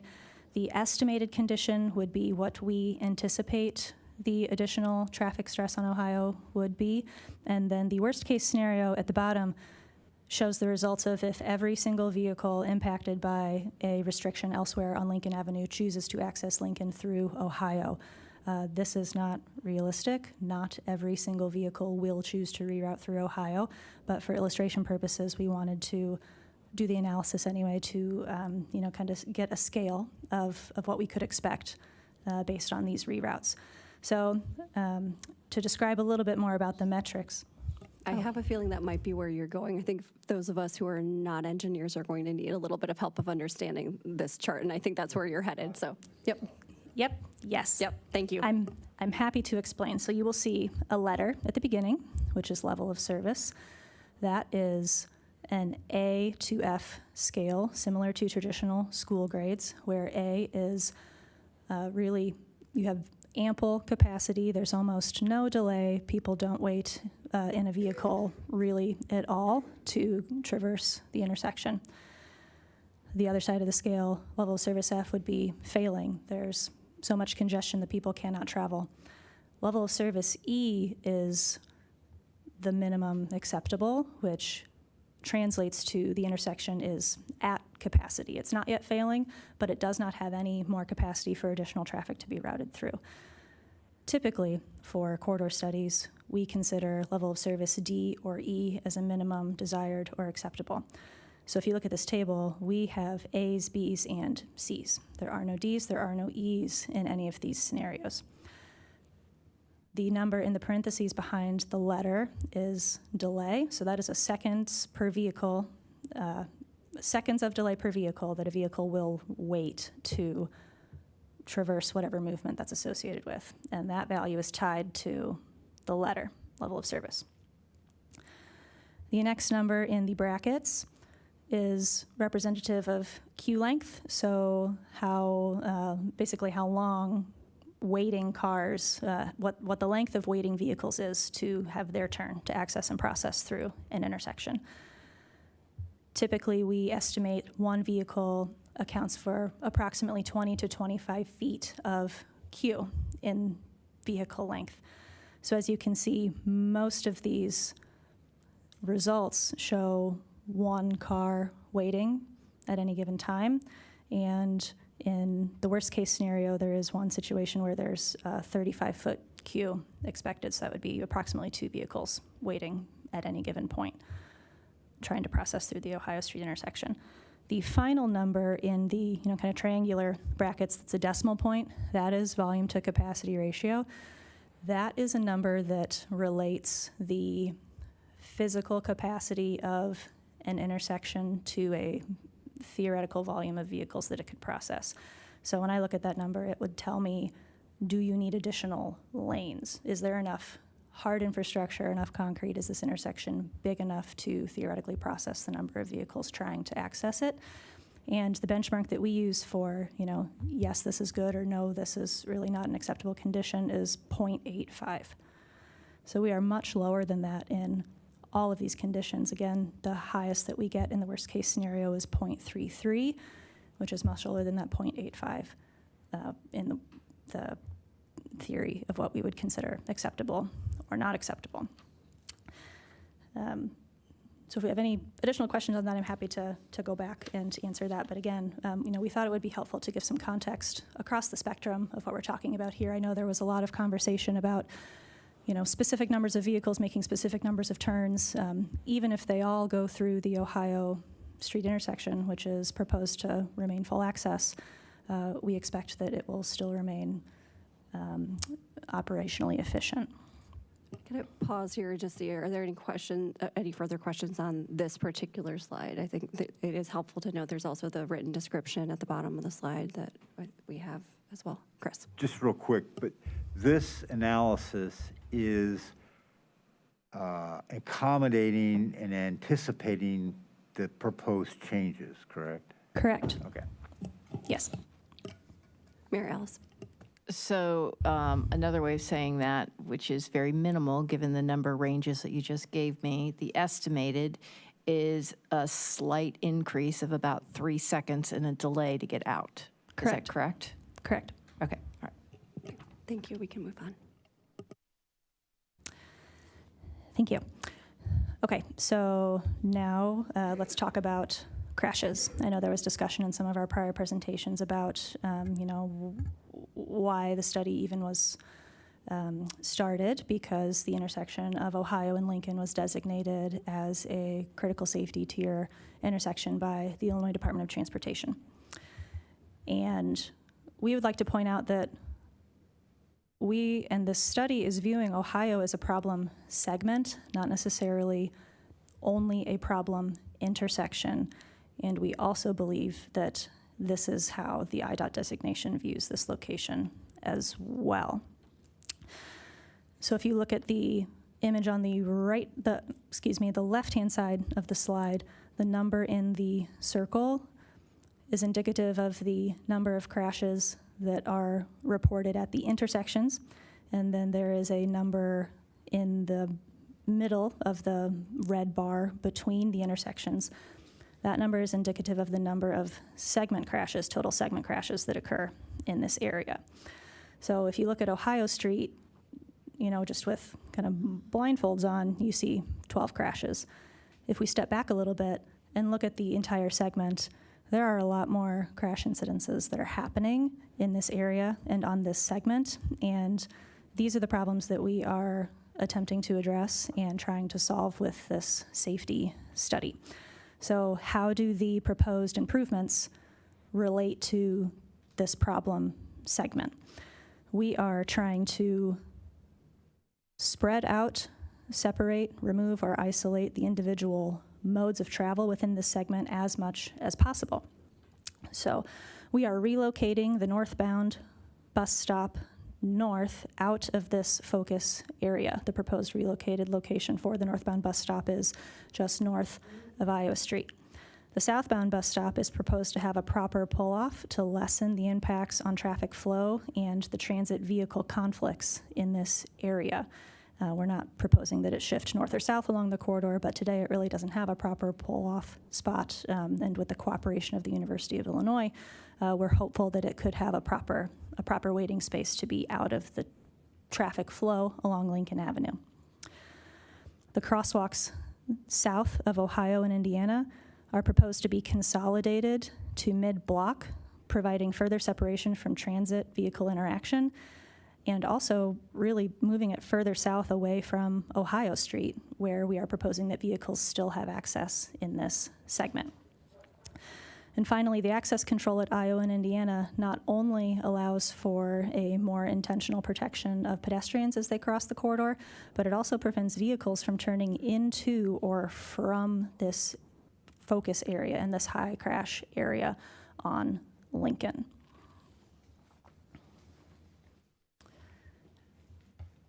I'll turn it over to JD next to talk about public feedback unless there's any other questions. Seeing the clerk motion about time. We're at a point where we need an extension till, right. We have 30 minutes, right? Sorry to out get of through order. this and then we'll see. Sorry, that's not about you guys. It's about our order of operations here. So, I'd move to extend 30 minutes till 10:30. well, I think we're set till 10:30 actually as it is. Darcy's just keeping me on my toes. So maybe let's get through this presentation, then revisit, but I appreciate the reminder and we'll keep an eye on the clock. Let's go ahead and continue. Yeah. Thank you. Sorry, I was out of order. I still get to talk. So the safety benefits summary. These improvements are concentrated where most of the crashes and most of the severest crashes occur on the corridor, which again is that high crash segment. Actually, over 50% of the segment crashes along the corridor happen within that high crash segment that we just had on the screen. 54% between Nevada and Indiana happen within that focus area. These improvements will reduce conflict points across the corridor. Those conflict points are something inherent to the geometry of the intersection. I know there was discussion at our last presentation about vehicles being required to make additional turns, and does that increase the conflict points? That's a little bit of a misunderstanding. Vehicles travel through a conflict point as they process through an intersection. So somebody making an additional turn, it does not increase the number of conflict points that exist at an intersection per se. So these improvements aim to reduce the number of conflict points that are inherently available in the built-in along the corridor. These reductions in crashes are estimated for each type of improvement using a crash modification factor. These factors are based on real-world studies of similar improvements in other areas and go through a rigorous academic process to be vetted for consistency and viability before they are published on a nationwide repository for professionals such as myself to pull from to make recommendations in these studies. So we want to detail the modification factors that we are referencing here, specific to individual improvements. The lane reduction for the road diet has an associated anticipated crash reduction of approximately 47%. That applies to all crash types, and that would apply to any area of the section that is going from 4 lanes down to 3. Installing bike lanes on a road that does not currently have one is associated with approximately 32% reduction in crashes of all types. Installing mid-block crossings with the pedestrian-actuated flashing beacons is associated with up to an 18% reduction in vehicle-pedestrian crash types.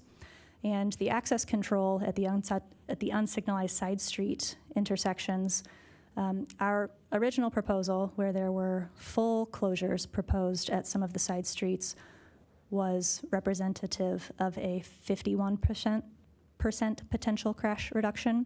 The revised proposal that is before you now and was before you at the prior presentation has a 43% potential anticipated crash reduction. As access to vehicles increases, that number will be reduced. Sorry, the colorful boxes got shifted. Do you want to have a specific question about this one? Yeah, go ahead, Chris. Can you remind us again, I'm just going to deal with car to car, not pedestrians or bicyclists.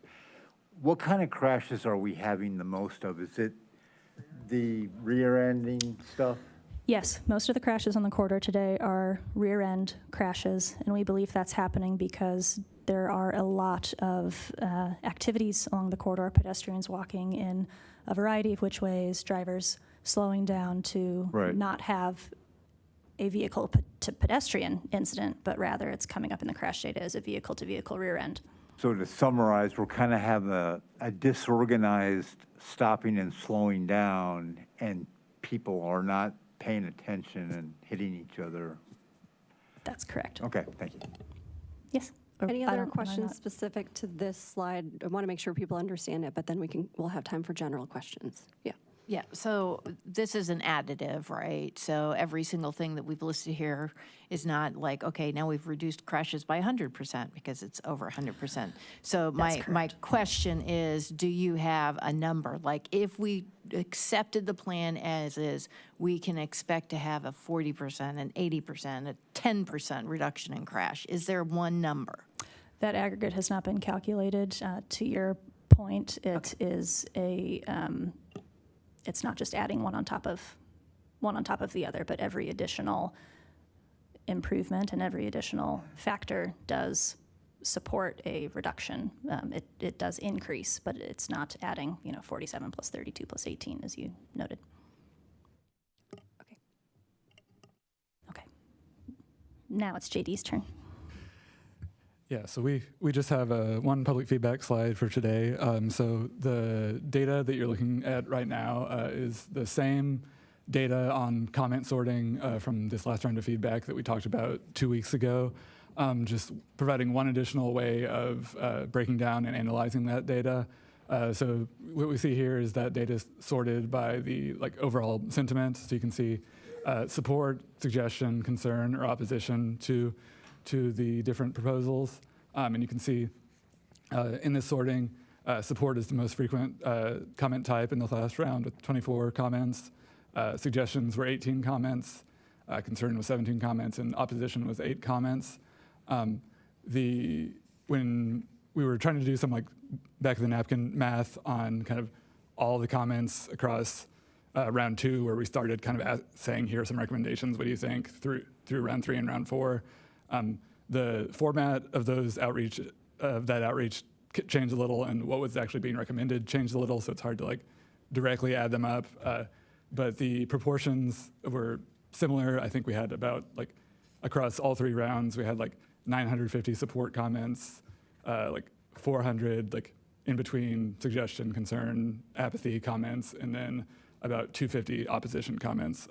So all that to say, we in this round and then the study overall, we have a strong base of support for kind of the overall suite of study recommendations, and a variety of kind of suggestions or concerns that we've worked on addressing, whether through updating the recommendations or answering questions. And these suggestions and concerns can continue to be tweaked and worked through as we move on to the design phase and get more specific. And then we have had, that's not to negate the opposition that has been present, but that has been present at a lower quantity than other types of feedback that we've received. And I think that's everything that I was going to say about feedback. So I will. So with the recommendations for all of this entire suite of improvements proposed together, we think that this entire suite will achieve the project goals that I covered in the beginning of this talk. So are we increasing the transportation safety? Yes, we think there are significant crash reductions anticipated from each of these improvements. We're improving mobility by maintaining the level of service for all modes of transportation. And we're enhancing multimodal conductivity by adding new infrastructure for bicyclists and safer conditions for the pedestrians and bicyclists. I want to add to this that maybe we haven't mentioned this before, but the study recommends that we evaluate the configuration of the intersection controls. That means the location of the 2-way and the 4-way stops on Busey as a part of our implementation process. So while we haven't, put that out explicitly, it is on the website already. It has been a recommendation from the beginning that we're not ignoring Busey. We know that there will be impacts to the traffic there, and that is a recommendation that's a part of this, is that we will continue to consider the 4-way, the 2-way stops, and how traffic will be impacted there. I want to point out, too, that while our project limits for this study were from Florida to Green on Lincoln Avenue, this doesn't necessarily mean that our project limits are limited to that for design and construction. That if there are improvements needed on Busey or a side street that's adjacent to this corridor, those could potentially be included in design and construction as well. Also, JD mentioned we'll continue to receive public input. Public input will continue to be sought, collected, and considered as we move forward in design. And designs will evolve and be refined as the project moves forward. So finally, we're asking for your endorsement of the study as a whole because we have this expectation for the grant that's currently in place through IDOT for this study that the city council reviews and approves what has been done here, and that we can use this endorsement because it may be required for future funding that we go after. And finally, we're asking for this endorsement with the acknowledgement that designs will continue to evolve and the public input will continue to be collected and considered. Sorry, one more thing, while I said finally, I want to point out, notes here, that your endorsement does not mean it's a green light for us to change the one-way at Indiana or any other of the turning movements. These will require an ordinance passed by council. So you will be hearing from us again. Your approval today does not mean that we can move forward with that without a signed ordinance from you. So with that, we'll take any more questions that you have. Chandra. That just reminds me of how in Traffic Commission, we do like the 90-day testing of signs and stuff. Is that a possibility with the changing those streets to right turn only? Like testing that out at some point? Yeah, there are a number of low-cost and temporary measures that could be implemented to try that out, and such improvements and methods were lightly explored as part of this effort, kind of as a parallel supplement, if you will. So it's definitely possible if that is a desire of I know it's just been a big concern with public comments. I just thought that maybe if we tested it out for 30, 60, 90 days, people can see how easy it is to go around, and it doesn't take that much effort. Mary Alice? Thank you, and Carmen, thank you for your time and attention, and certainly both of you, three of you from RPC coming several times and walking us through this process. I think that pairing the ins and outs of the different state streets that pairing is because of the placement of the bus stops and the proposed pedestrian walks. Is that correct? Is that a correct statement? In part, yes. Okay. So what I'm wondering, I know that we've had conversations about the placement of the pedestrian crossing, and one of the items was to connect it to existing infrastructure on campus side so that you're walking, I'm thinking specifically between Jimmy John's and McKinley, right? There's a big path, multi-use path that goes through, everybody walks through that. Can you speak to me a little bit on how you decided to do the southern three? So when I say southern three, let me two. So we have one at Iowa. It makes sense that it has that path in between Jimmy John's and Allen Hall, sorry. But then we also have three more after that, right, going south? Or are there two? I'm looking at pedestrians right now. Let's see here. So we've got Iowa. Referencing number of crosswalks? I'm looking at the number of crosswalks and where they're placed. I'm trying to figure out, like, the rationale for where you put them.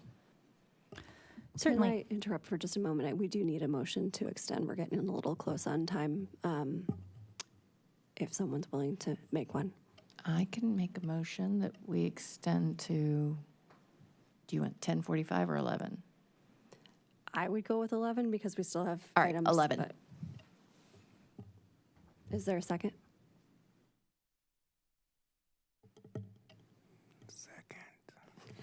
Everyone's so excited. If we don't need the time, we'll go, but I heard a second. Do we have to do a roll call for this? Okay.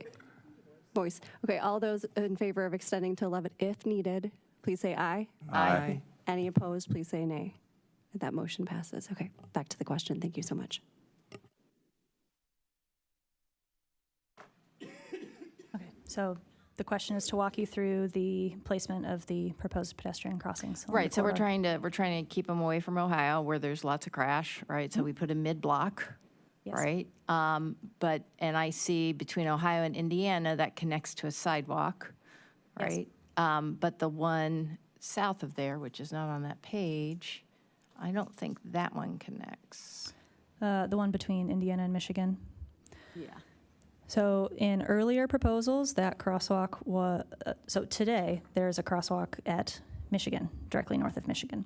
And in the earlier proposals, we did not propose any changes to the location of that crosswalk. And through earlier rounds of public feedback, we heard from users of that crosswalk, specifically patrons of the church on the corner, that they park in the McKinley parking lot and cross the street where the current location is shown. And that would really be preferable for them to use it. And, they didn't believe any of their patrons would actually, they don't today, they didn't believe they would walk down to Michigan to actually use that crosswalk in the future. So that is why that location was scooted up a little bit for a specific use accommodation. Yeah, so where I'm coming from this is, of course, we have some people who are concerned about the one-way on Indiana, that moving that sidewalk up closer to Indiana, I think prevents that right in to Indiana. Well, Right. we have right in, we don't have right out, sorry. Correct. That's right. Okay, all right, so the one that's on Michigan is the one due to feedback from the people who go to church on Sunday? Correct. And then the other one is to try and divvy up, make more space in between the crosswalks so that Ohio is not that congestion point. Correct, and to line it up with an existing path on the To west side line of it the up road. to the existing path. All right. Okay, all right. Other questions? Is there a motion? Chandra? Yes, I will move approval of resolution number 2025-07-058R, a resolution to endorse the Champaign-Urbana Urban Area Transportation Study, CUATS Lincoln Avenue Corridor Study, onto City Council for approval. Second. Moved by Chandra, seconded by Grace. Is there any further discussion? Mary Alice?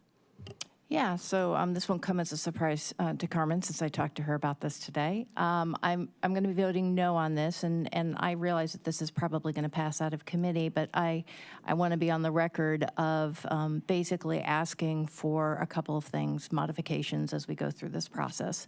The first one is that there is not a good way for people driving south on Lincoln from the interstate to get into West Urbana from Oregon all the way down to Iowa. There's like, you have to go a very weird way around. So right now there's California and Illinois that you can turn left from driving south on Lincoln into Illinois or to California, but there's Oregon, Nevada, then Iowa, and then the whole block, and it's going to be really hard for people to get in there. So I'm going to leave that just as the public thinks about what we do with these changes. I'm also not 100% convinced that right turns in are detrimental to certain locations. So I'd like to consider that. And then finally, I think it would be good for us to have that composite number of, okay, if we do all of these things, is that 50% reduction in accident, 10%? What is that composite number? So that we really have a way of looking through all these different options. And then finally, I'll just say that I am happy to hear that before changing any traffic patterns, it would have to go to City Council with an ordinance. Chris? Yeah, I'm going to vote no too, but I want to, I do so to spur further design. I'm completely encouraged, Carmen, by your, promise, and I know your good intent to study this further, and to all the designs are, flexible and can be further studied, and changes can be made, and to spur conversation. Also, I've been surprised that BPAC has somehow been missing. I've been told twice that they support this plan, but they didn't show up, and I was a little confused by that. But I like, again, I like the effort. I like the detail. I think we're headed in the right direction. I like our goals. I mean, we got to make that safer, and I think we're on the way. And just to spur the conversation, to spur the the effort, I'm going to vote no for right now. Any other discussion? Am I allowed to comment this time? How does that work? Are you providing clarification or responding to a question? Yeah, about the BPAC. Then, yes? Yes. Yeah, so BPAC provided their approval to this formally in the meeting minutes. So the draft meeting minutes were included in the packet, and then they have approved those meeting minutes at the last meeting last week. So they've been informed of the project continually and have been supportive. I didn't press them to come and share their support because, you know, they did it in a vote at a meeting. Thank you. Yeah, I know a number of us walk, but as someone who bikes a lot, it makes a lot of sense to me, the changes that are being proposed from a cyclist perspective too. So I appreciate all the work. And again, it's amazing to see the feedback from our community being incorporated even into these early planning documents. And with that, we will go ahead and take a vote. I think, again, we just know that there's likely to be differences of, yes, that was moved by Chandra and seconded by Grace for approval. We'll go ahead and do a roll call vote just to keep track of who's voting which way. And I'm assuming this is also intended for the regular agenda. Yes, regular. Okay. Alrighty. Councilmember Wu? No. Councilmember Evans? No. Councilmember Colasetti? Yes. Councilmember Bishop? Yes. Councilmember Wilkin? Yes. That motion passes. Thank you all. All right. Next item of old business is ordinance number 2024-12-042, an ordinance establishing approval, policy, and reporting requirements for police surveillance technology and databases. Councilmember Wilkin, I will turn this over to you and participate as I can, but it's somewhat limited as chair. Thank you. So to start with this one tonight, just very quickly, I do have a can of worms to go through and kind of review what had been proposed in the past. I think for the timeliness and the attendance of tonight, I would recommend that we don't open that can of worms tonight and instead keep it in committee of the whole. I would hope to have some more updates. I think there will be some smaller conversations going on in the next few weeks. Hope to meet with the mayor and some others in a kind of different setting and just assess where we are, where we want to go from here, and have an update for Cal that's a little more substantial. So I would recommend that we keep this in Cal. I will be gone August 4th, so we're welcome to keep it there, but I would ask that we hold off till the 18th would be the next Cal. I'll second that. So we're gonna, I'm sorry. Go ahead, Mary Alice. Is the motion to submit it on the 18th? It's to keep it in the committee And to until put the it, 18th. okay, I just making sure. Yeah, I'd be happy to make a motion. I was still kind of like explaining the thing, but I would happy to officially move that we keep this item in Cal until August 18th Cal meeting. And I think you preemptively got a second. So it still stands. Okay, so it's moved to keep it in the committee of the whole by Grace, seconded by Chris. Any discussion? Chandra? Okay, so we've been, I don't want to say kicking this can down the road, but kicking this can down the road a bit. Between now and August 18th, what should we be doing? What would you like us to do? I mean, I want to make sure we actually have some good conversation around this and get it in motion. So I think, Grace, if you're willing to answer what would be most productive to make it so we're at a point to be able to vote on this, that would be helpful from your perspective as the person who introduced it. Yeah, for sure. And yeah, given that, it's up to each person, in my mind, I'm good. I think it's good. It's been researched. I'm ready to go. I don't have a problem with it. So I think it's more of whoever still has remaining problems or concerns to send those in. And I do appreciate that I've gotten feedback from some council people over the past 8 months we've been talking about this. Those have already been incorporated. So I think that it's, obviously anything from an individual council member that you have an issue with or would like to see changed, that is helpful.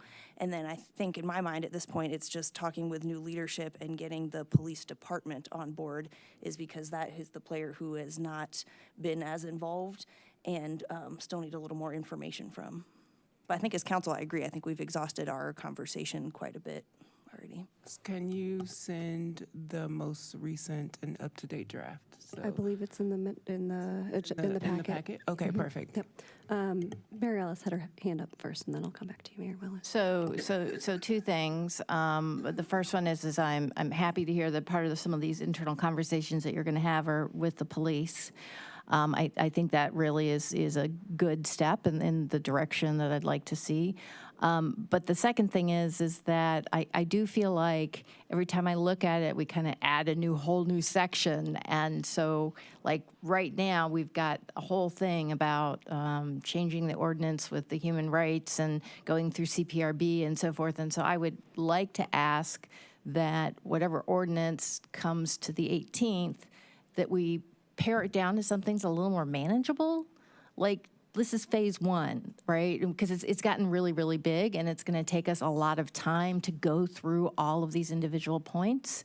And I think everybody wants to have something that is workable for the city. So I'd like to start with maybe something a bit smaller with the idea that we can add on to it. That would, I think, further the conversation quicker, but that's just my suggestion. I think that's a recommendation Grace, as the originator, can take into consideration. And I would just suggest, in terms of chairing this meeting, and to that point of let's actually move this, not just keep kicking it down the road. If any proposed changes can be directed to Grace. If people don't agree, we can discuss that during the committee of the whole in terms of amendments and things like that. Mayor Williams.